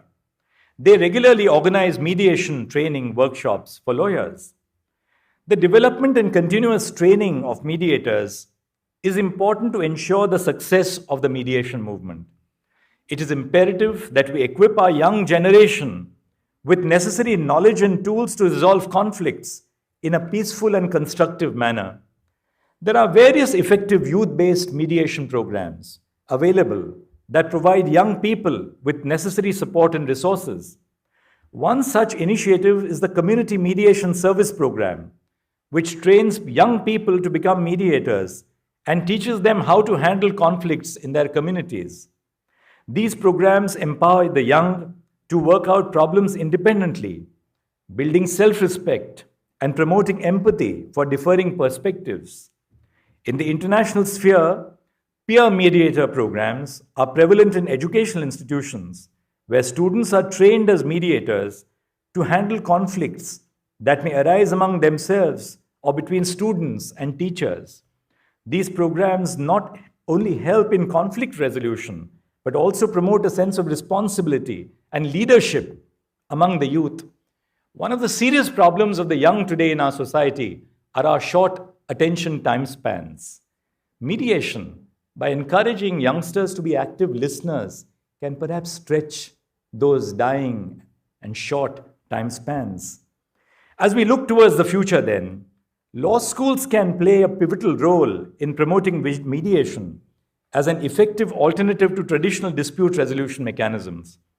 Law schools must incorporate mediation training into their curriculum, focusing on developing the skills necessary for effective mediation, such as active listening, problem solving, and negotiation.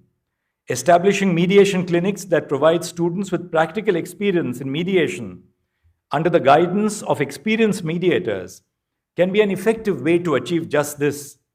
Law schools can also conduct training programs to equip students with mediation skills and organize mediation competitions to promote and encourage students to participate in alternative dispute resolution and hone their mediation skills. Mediation is an essential tool for future lawyers, and law schools have a responsibility to prepare their students for the changing legal landscape. Youth-based mediation programs and law school mediation training programs will not only train the next generation for a career in a law where opportunities are bound to increase, but it can also help them build necessary skills to resolve conflicts in a constructive and peaceful manner, promoting empathy, leadership, and responsibility among the youth. For mediation in India to reach greater heights, we need to ensure that mediation programs continue to evolve and become even more responsive to the needs of parties. The use of technology offers a great opportunity to revolutionize the mediation space. Personally, while I have been a supporter of harnessing technology to improve judicial processes and access to justice, for the longest time, I still had my doubts about online mediation. I think all of us feel that intuitively, mediation will be successful only if we have parties sitting together in the same common room. In fact, that was the reason why two of my colleagues, Chief Justice Deepak Mishra and Justice Khanvilkar, held that, well, there cannot be online mediation in family disputes, and I was the dissenter in that case. While there may be some truth to what the majority said, I was surprised to see the data from Samadhan discussed in one of the chapters of the book we are releasing, which discusses how the online mediation project was a game changer during the pandemic. The percentage of settlements in commercial disputes during this period was considerably more than those witnessed in the offline pre-pandemic settings. Online mediation has also made it considerably easier for parties who are located in different cities, states, or even countries. The typical spousal relationship where one spouse is in Gurgaon, the other one is in Silicon Valley or in Bangalore or wherever else.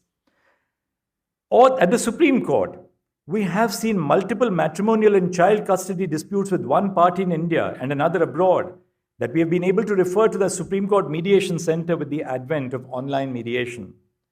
By exploring and adopting innovative approaches and technologies, we can increase efficiencies in the process of mediation and expand the reach of mediation services.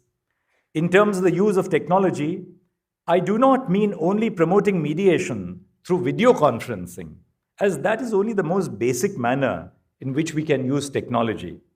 Rather, I want to draw everyone's attention towards the larger gamut of possibilities in the field of ODR, or online dispute resolution.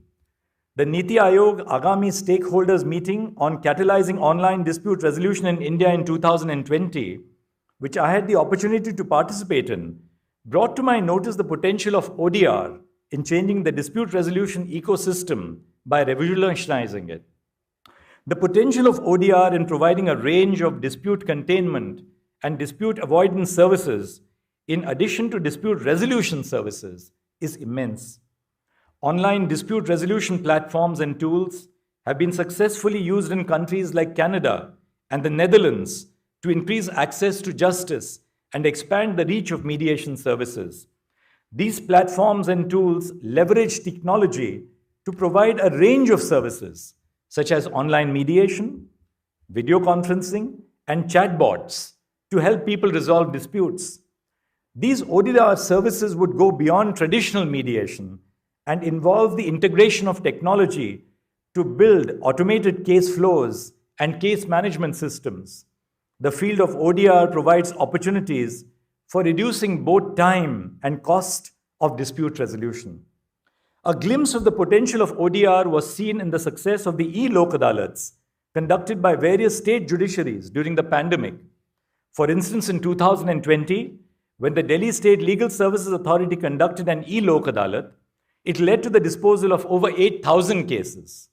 This shows the scope of mediated settlements in disputes which otherwise add to the pendency before the courts.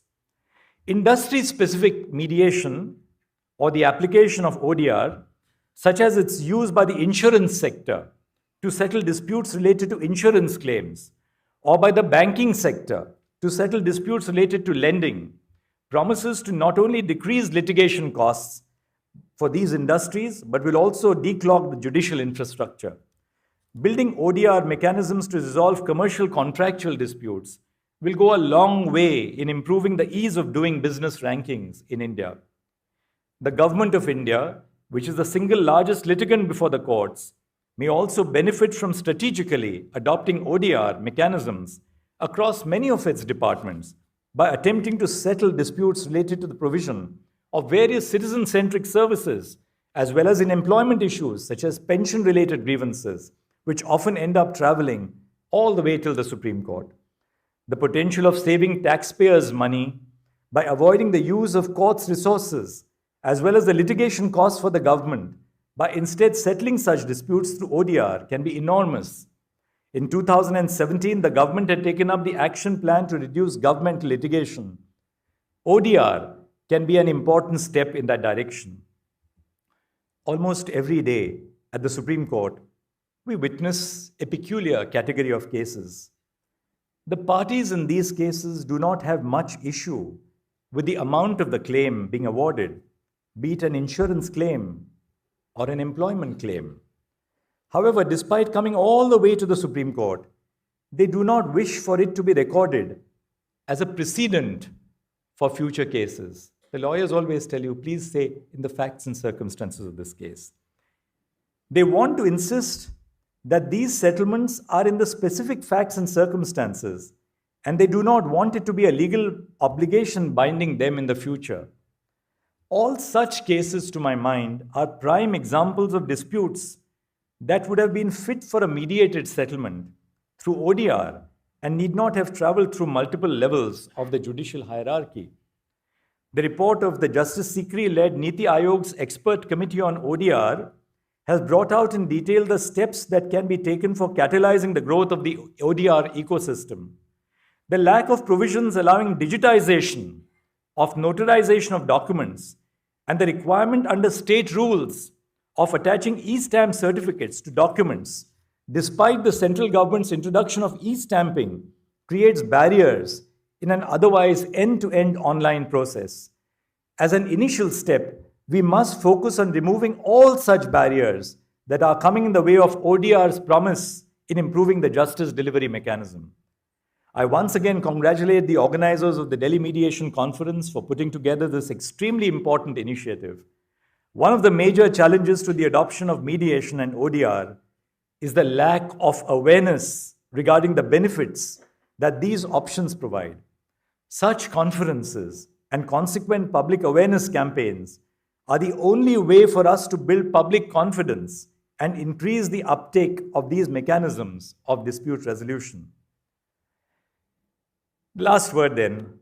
I often say that as judges, we need to be careful that when we judge others, because that is our job, we must do so without being judgmental of others.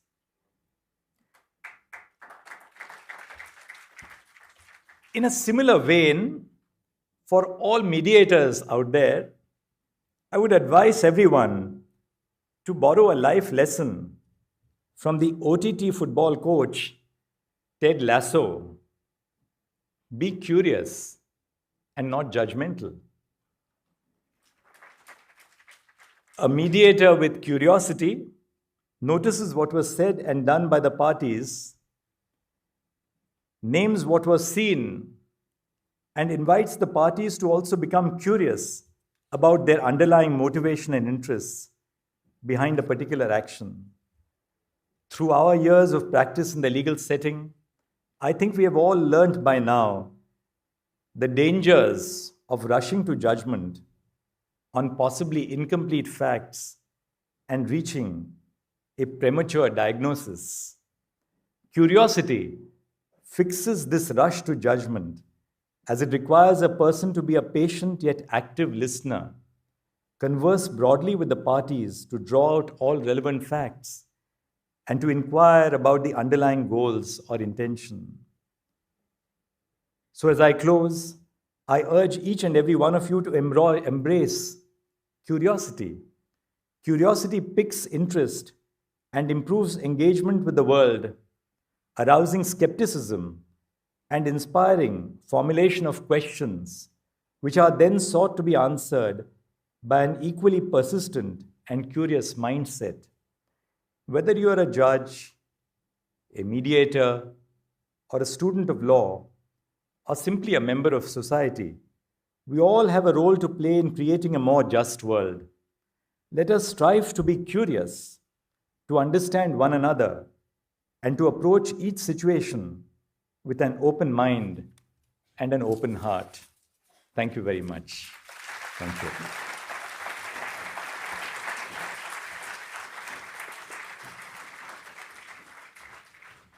Thank you. Thank you very much, sir, for your kind words.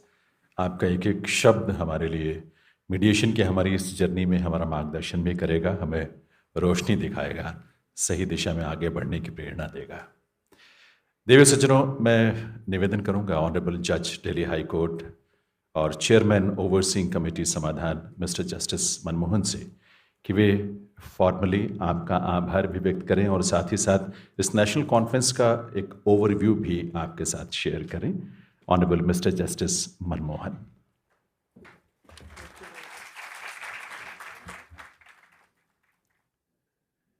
It's always a difficult act to follow the Honorable Chief Justice of India, and even more difficult to follow a scholar Chief Justice of India. But I'll make an effort. Respected Chief Justice of India, Dr. D.Y. Chandrachud, Justice Kaul, Executive Chairperson of NALSA and Chairman of Mediation and Conciliation Projects Committee, Judges of the Supreme Court, Attorney General Mr. Venkataramani, Justice Satish Chandra Sharma, Chief Justice, Delhi High Court, the Chief Justices of Chhattisgarh, Jammu and Kashmir and Ladakh, Karnataka, Meghalaya, Sikkim, Uttarakhand High Courts, the Acting Chief Justices of Calcutta, Gujarat, Himachal Pradesh, Tripura High Courts, my brother and sister judges from Delhi and outside Delhi, former Chief Justices and Acting Chief Justices of Delhi High Court, past chairpersons of Samadhan, Mr. Mohit Mathur, President of the Bar, advocates who have been nominated by other high courts, our esteemed panelists who have traveled from India and abroad, mediators, trainers, friends, and all the members of the mediation fraternity. Distinguished guests, ladies and gentlemen, it's my privilege to welcome you to the National Conference on Mediation under the aegis of NALSA and MCPC in my capacity as Chairman of the Overseeing Committee of Samadhan. Samadhan was established in 2006 when Justice Karchu was the Chief Justice of the Delhi High Court and Mr. Chandok was the President of the Delhi Bar Association. Mr. Justice Manmohan Sareen was the first chairperson of Samadhan, and it was they who, along with Justice Sikri and Justice Mudgal, who conceptualized and created a unique model of collaboration between the bar and the bench. To administer this mediation center, as also to address the anxiety of the lawyers who thought that mediation would lead to drop in their revenue earning. Samadhan is administered on a day-to-day basis by the lawyers, but it is overseen by a committee comprising of the judges and senior members of the bar acting as facilitators and Sherpas. The Delhi High Court Bar Association continues to support the cause of mediation. Today, Samadhan has trained more than 300 lawyers as mediators, and a long list of applicants are still in the waiting. The training at Samadhan is a blend of theory and practice and much beyond the usual training of 40 hours. After the first phase of the training, the prospective mediators have to work under trained mediators and get practical knowledge of holding the process and writing a settlement which is legally implementable. Thereafter, they again undergo another training before they are impaneled as a mediator with Samadhan.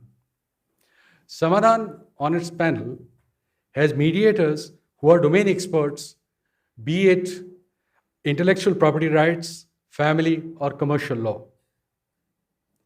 Even COVID has not deterred us. Samadhan has held online mediation through COVID period and reached out to the distressed people and helped them to resolve their disputes. Online mediation is still going on, and distance is no more a barrier in holding mediation. I think speaking about Samadhan may not be enough. As seeing is believing, so let us see the journey of mediation since its inception in this short film. Legal cases in India can often be complicated, especially when they involve relationships that are emotionally charged or when they are based on complex contracts. The volume of cases has created a challenging environment for the courts, resulting in pending cases and uneven distribution of justice, where only one party wins and the other loses.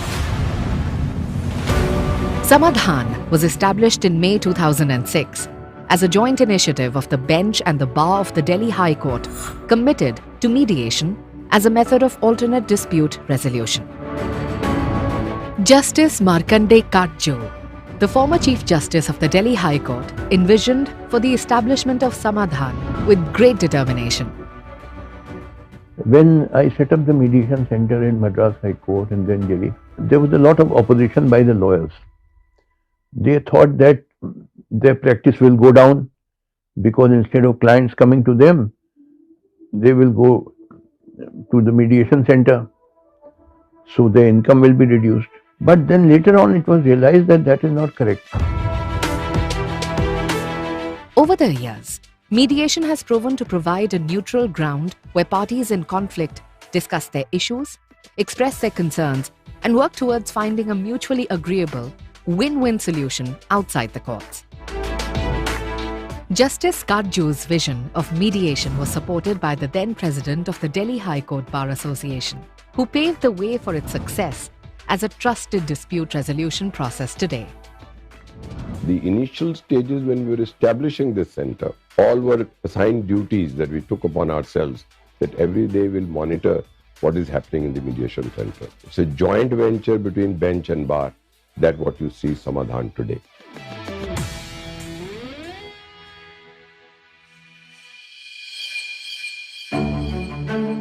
Justice Manmohan, chairperson of the overseeing committee guiding the growth of Samadhan Mediation Center.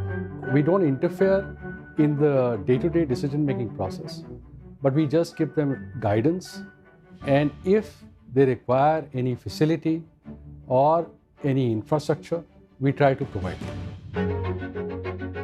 Samadhan facilitates conflict resolution between individuals or parties by enabling communication with the assistance of a trained mediator. People can approach the center directly at the pre-litigation stage or referred by the Delhi High Court, Supreme Court, or other courts and tribunals. To accept a voluntary method of dispute resolution, which is mediation, it requires a special skill of a judge, and it is a very, very important role because the judge grooms the parties into understanding the process of mediation, realizing the benefits of the mediation. Mediators do not provide solutions or advice to the parties involved in a conflict. Instead, they create a neutral and safe environment where they can work together to find a mutually beneficial solution. This is the beauty about mediation. It is very challenging, that is why, because you are not supposed to be telling them how you may think, this should be the perfect, this is the way they should be settling, but you can't say this to them. Samadhan is run and overseen by a committee of judges and lawyers. Mediators on the panel of Samadhan are members of Delhi High Court Bar Association, who have undergone extensive training to learn the art and skills of mediation. With the senior mediator, our trainees have to finish at least 10 successful mediations. It has made all the difference to the quality both of our mediation as well as our inter-se relationship amongst the mediators.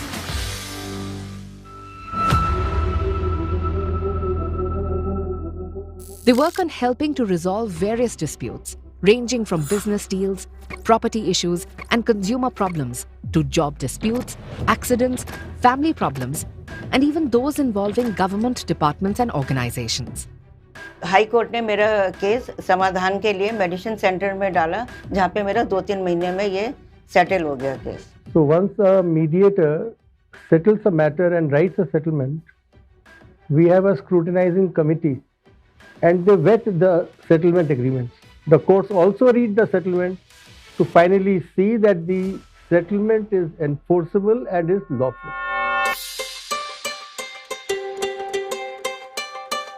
Samadhan has come a long way since its inception in 2006.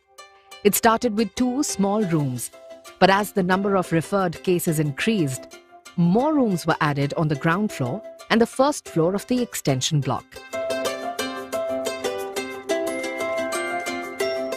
By 2013, a state-of-the-art mediation center was established with a large reception, an administrative room, a library, 12 mediation rooms, a psychologist room, a children's room, and waiting rooms for beneficiaries.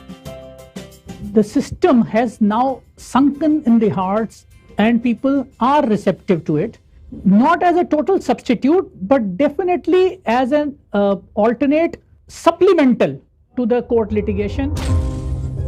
While the far-sightedness of the committee led to the implementation of video conferencing for mediation in 2017, its true value was realized in 2020 when the pandemic hit. In Delhi, we specially ensured that proceedings were held and parties were comfortable, and we also learned how we could use technology to conduct confidential proceedings. They are now planning to build a database that can be used for analysis and research, which will be linked with the court server, ensuring a high standard of privacy.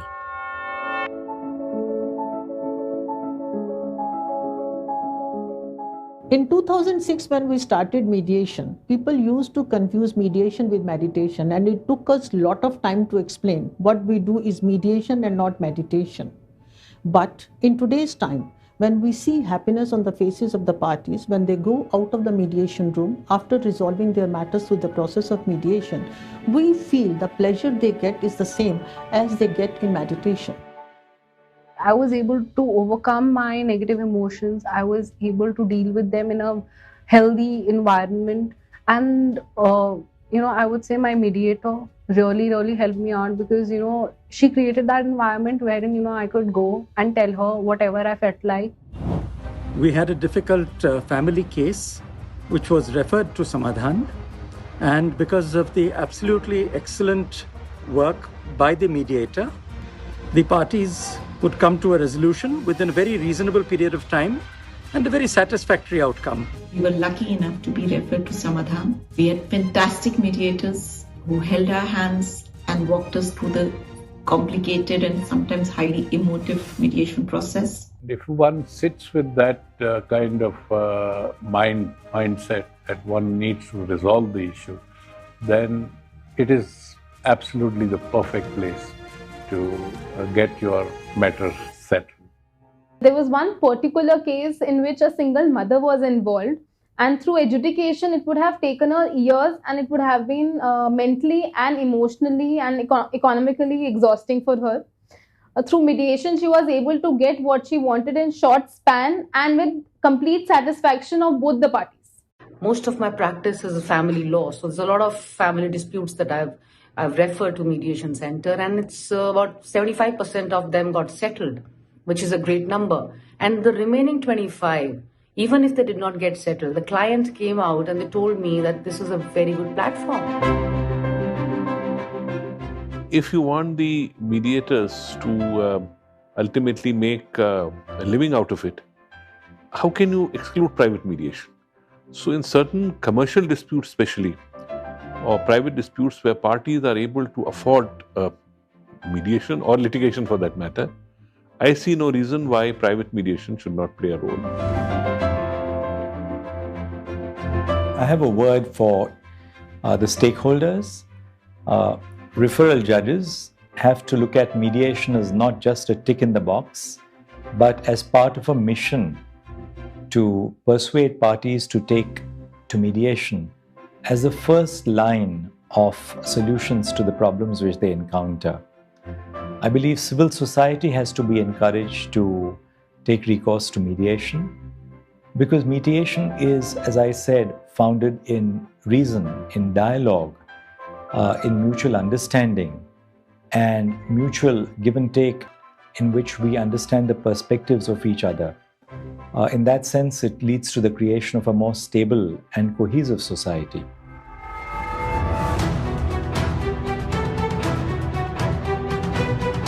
With its proactive approach and impressive track record, Samadhan will continue to change the legal system in India for the better, one mediation at a time.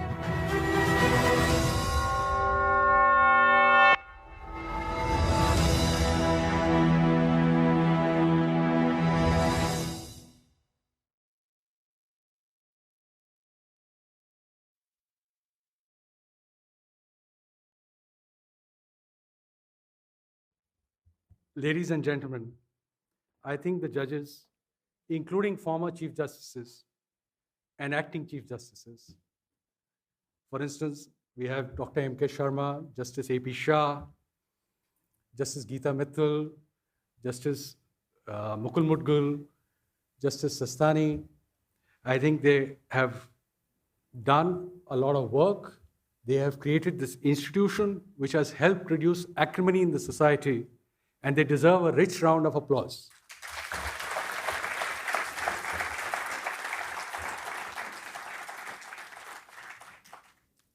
Now let me tell you how the concept of this conference evolved.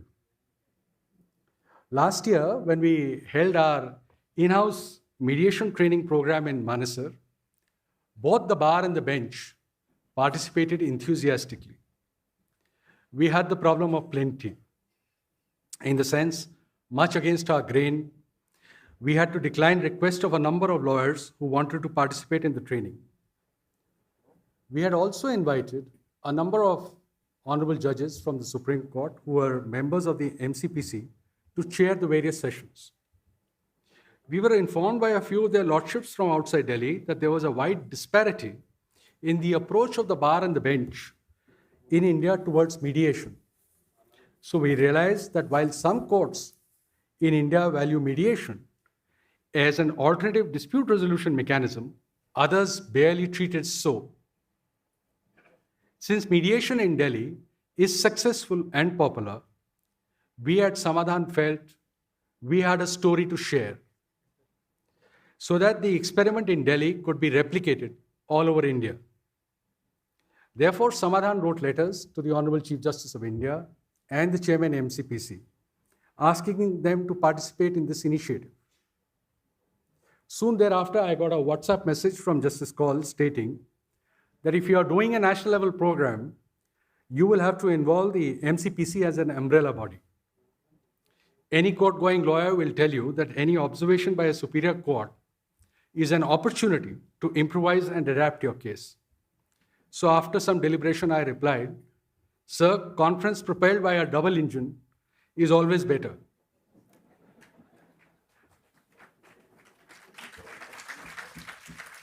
Promptly came the response, fine, now think big.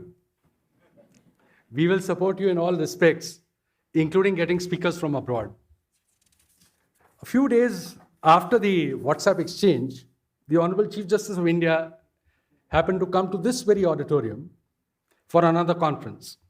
He told me to go ahead with the conference and that he would also speak to the Chief Justice of Singapore to attend a seminar.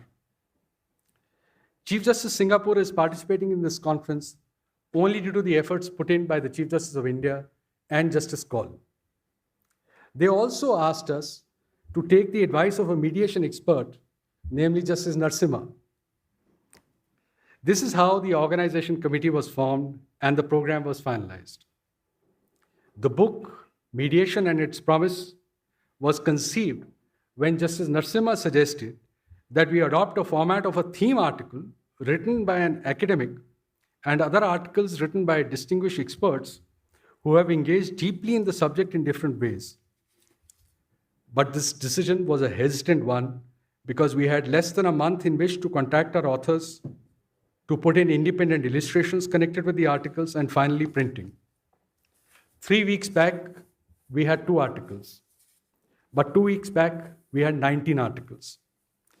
Miraculously, 1 week back, we sent this labor of love into print. I call it labor of love because every author we approached, ranging from the most distinguished experts from India and abroad, former and sitting judges of the Supreme Court as well as the Delhi High Court, rose to the occasion and touched our hearts by putting aside everything to beat the deadlines and exhibit their deep personal commitment to honor mediation and make this book possible.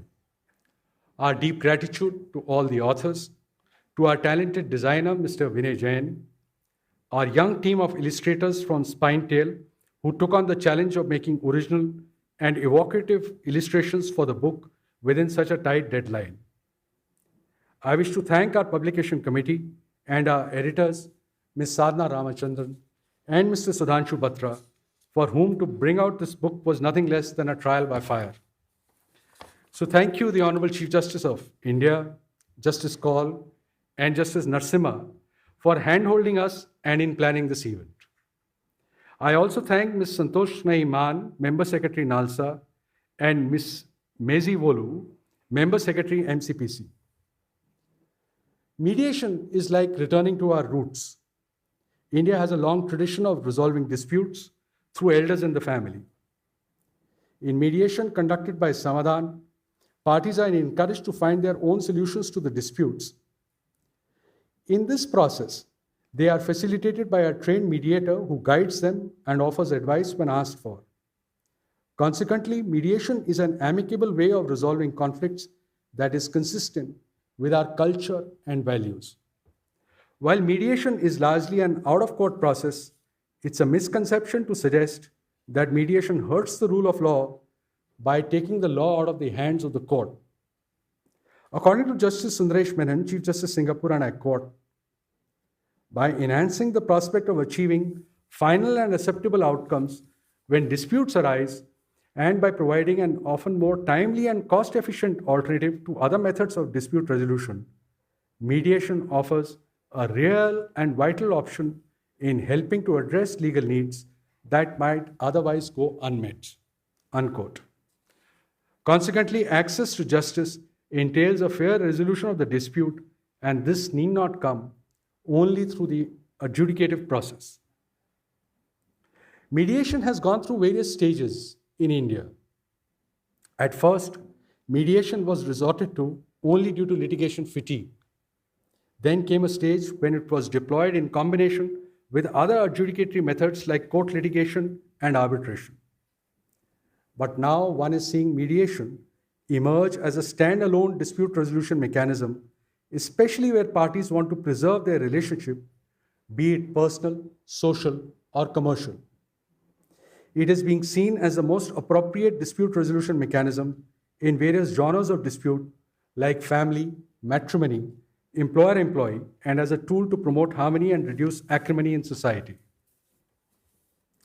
The theme of this conference has been coined with a lot of deliberation and has been picked up from the topic of tomorrow's plenary session, Mediation at the Dawn of Golden Age, for which Justice Sundaresh Menon, the Chief Justice of Singapore, is joining us.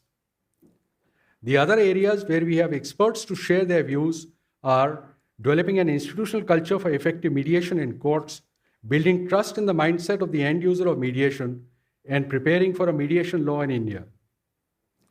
I sincerely hope that our discussions will be useful to you and you'll be able to apply the same to settle disputes and bring tranquility in the society. I thank all the panelists who have agreed to spare their valuable time to participate in the national conference. I also thank my committee members, comprising Mr. Justice Sanjeev Sachdeva, Mr. Yashwant Verma, Mr. Naveen Chawla, Mr. Purushender Kumar Kaurav, Mr. Sudhir Kumar Jain, Mr. Vikas Mahajan, Mr. Saurabh Banerjee, Mr. Chetan Sharma, Mr. Mohit Mathur, Mr. Jatan Singh, Mr. J.P. Singh, Mr. Rajiv Virmani, Mr. Sudhanshu Batra, Ms. Sadhna Ramachandran, and Ms. Veena Rali, the organizing secretary. I thank all of you who are present today. I appreciate your commitment. You have just demonstrated this by sitting on the steps. I hope you enjoy the brainstorming sessions that are scheduled for tomorrow. But before that, please enjoy today's cultural evening by none other than the famous pianist, Mr. Brian Silas, and his team, as well as the dinner. Thank you. Thank you. Thank you very much, sir. With this, ladies and gentlemen, we conclude the inaugural session of the National Conference on Mediation, but the evening is not yet over. Right now, let's express our gratitude to Honorable Chief Justice of India and other dignitaries. Put your hands together for a huge round of applause. We are thankful to Honorable Chief Justice of India and all the dignitaries. और जैसा कि आपने सुना और जैसा कि आप जानते हैं, इस इनॉग्रल सेशन के बाद एक बहुत ही मेलोडियस परफॉर्मेंस है ब्रायन साइलस की, a very renowned, world renowned pianist. और उसके बाद हम डिनर के लिए प्रस्थान करेंगे. सिर्फ maybe 8 to 10 minutes we will need to settle the stage for the performance. आप सभी से रिक्वेस्ट है, प्लीज़ रिमेन सीटेड, और अगली परफॉर्मेंस में भी आपके प्रेजेंस के लिए हम आपसे प्रार्थना करेंगे. Thank you very much.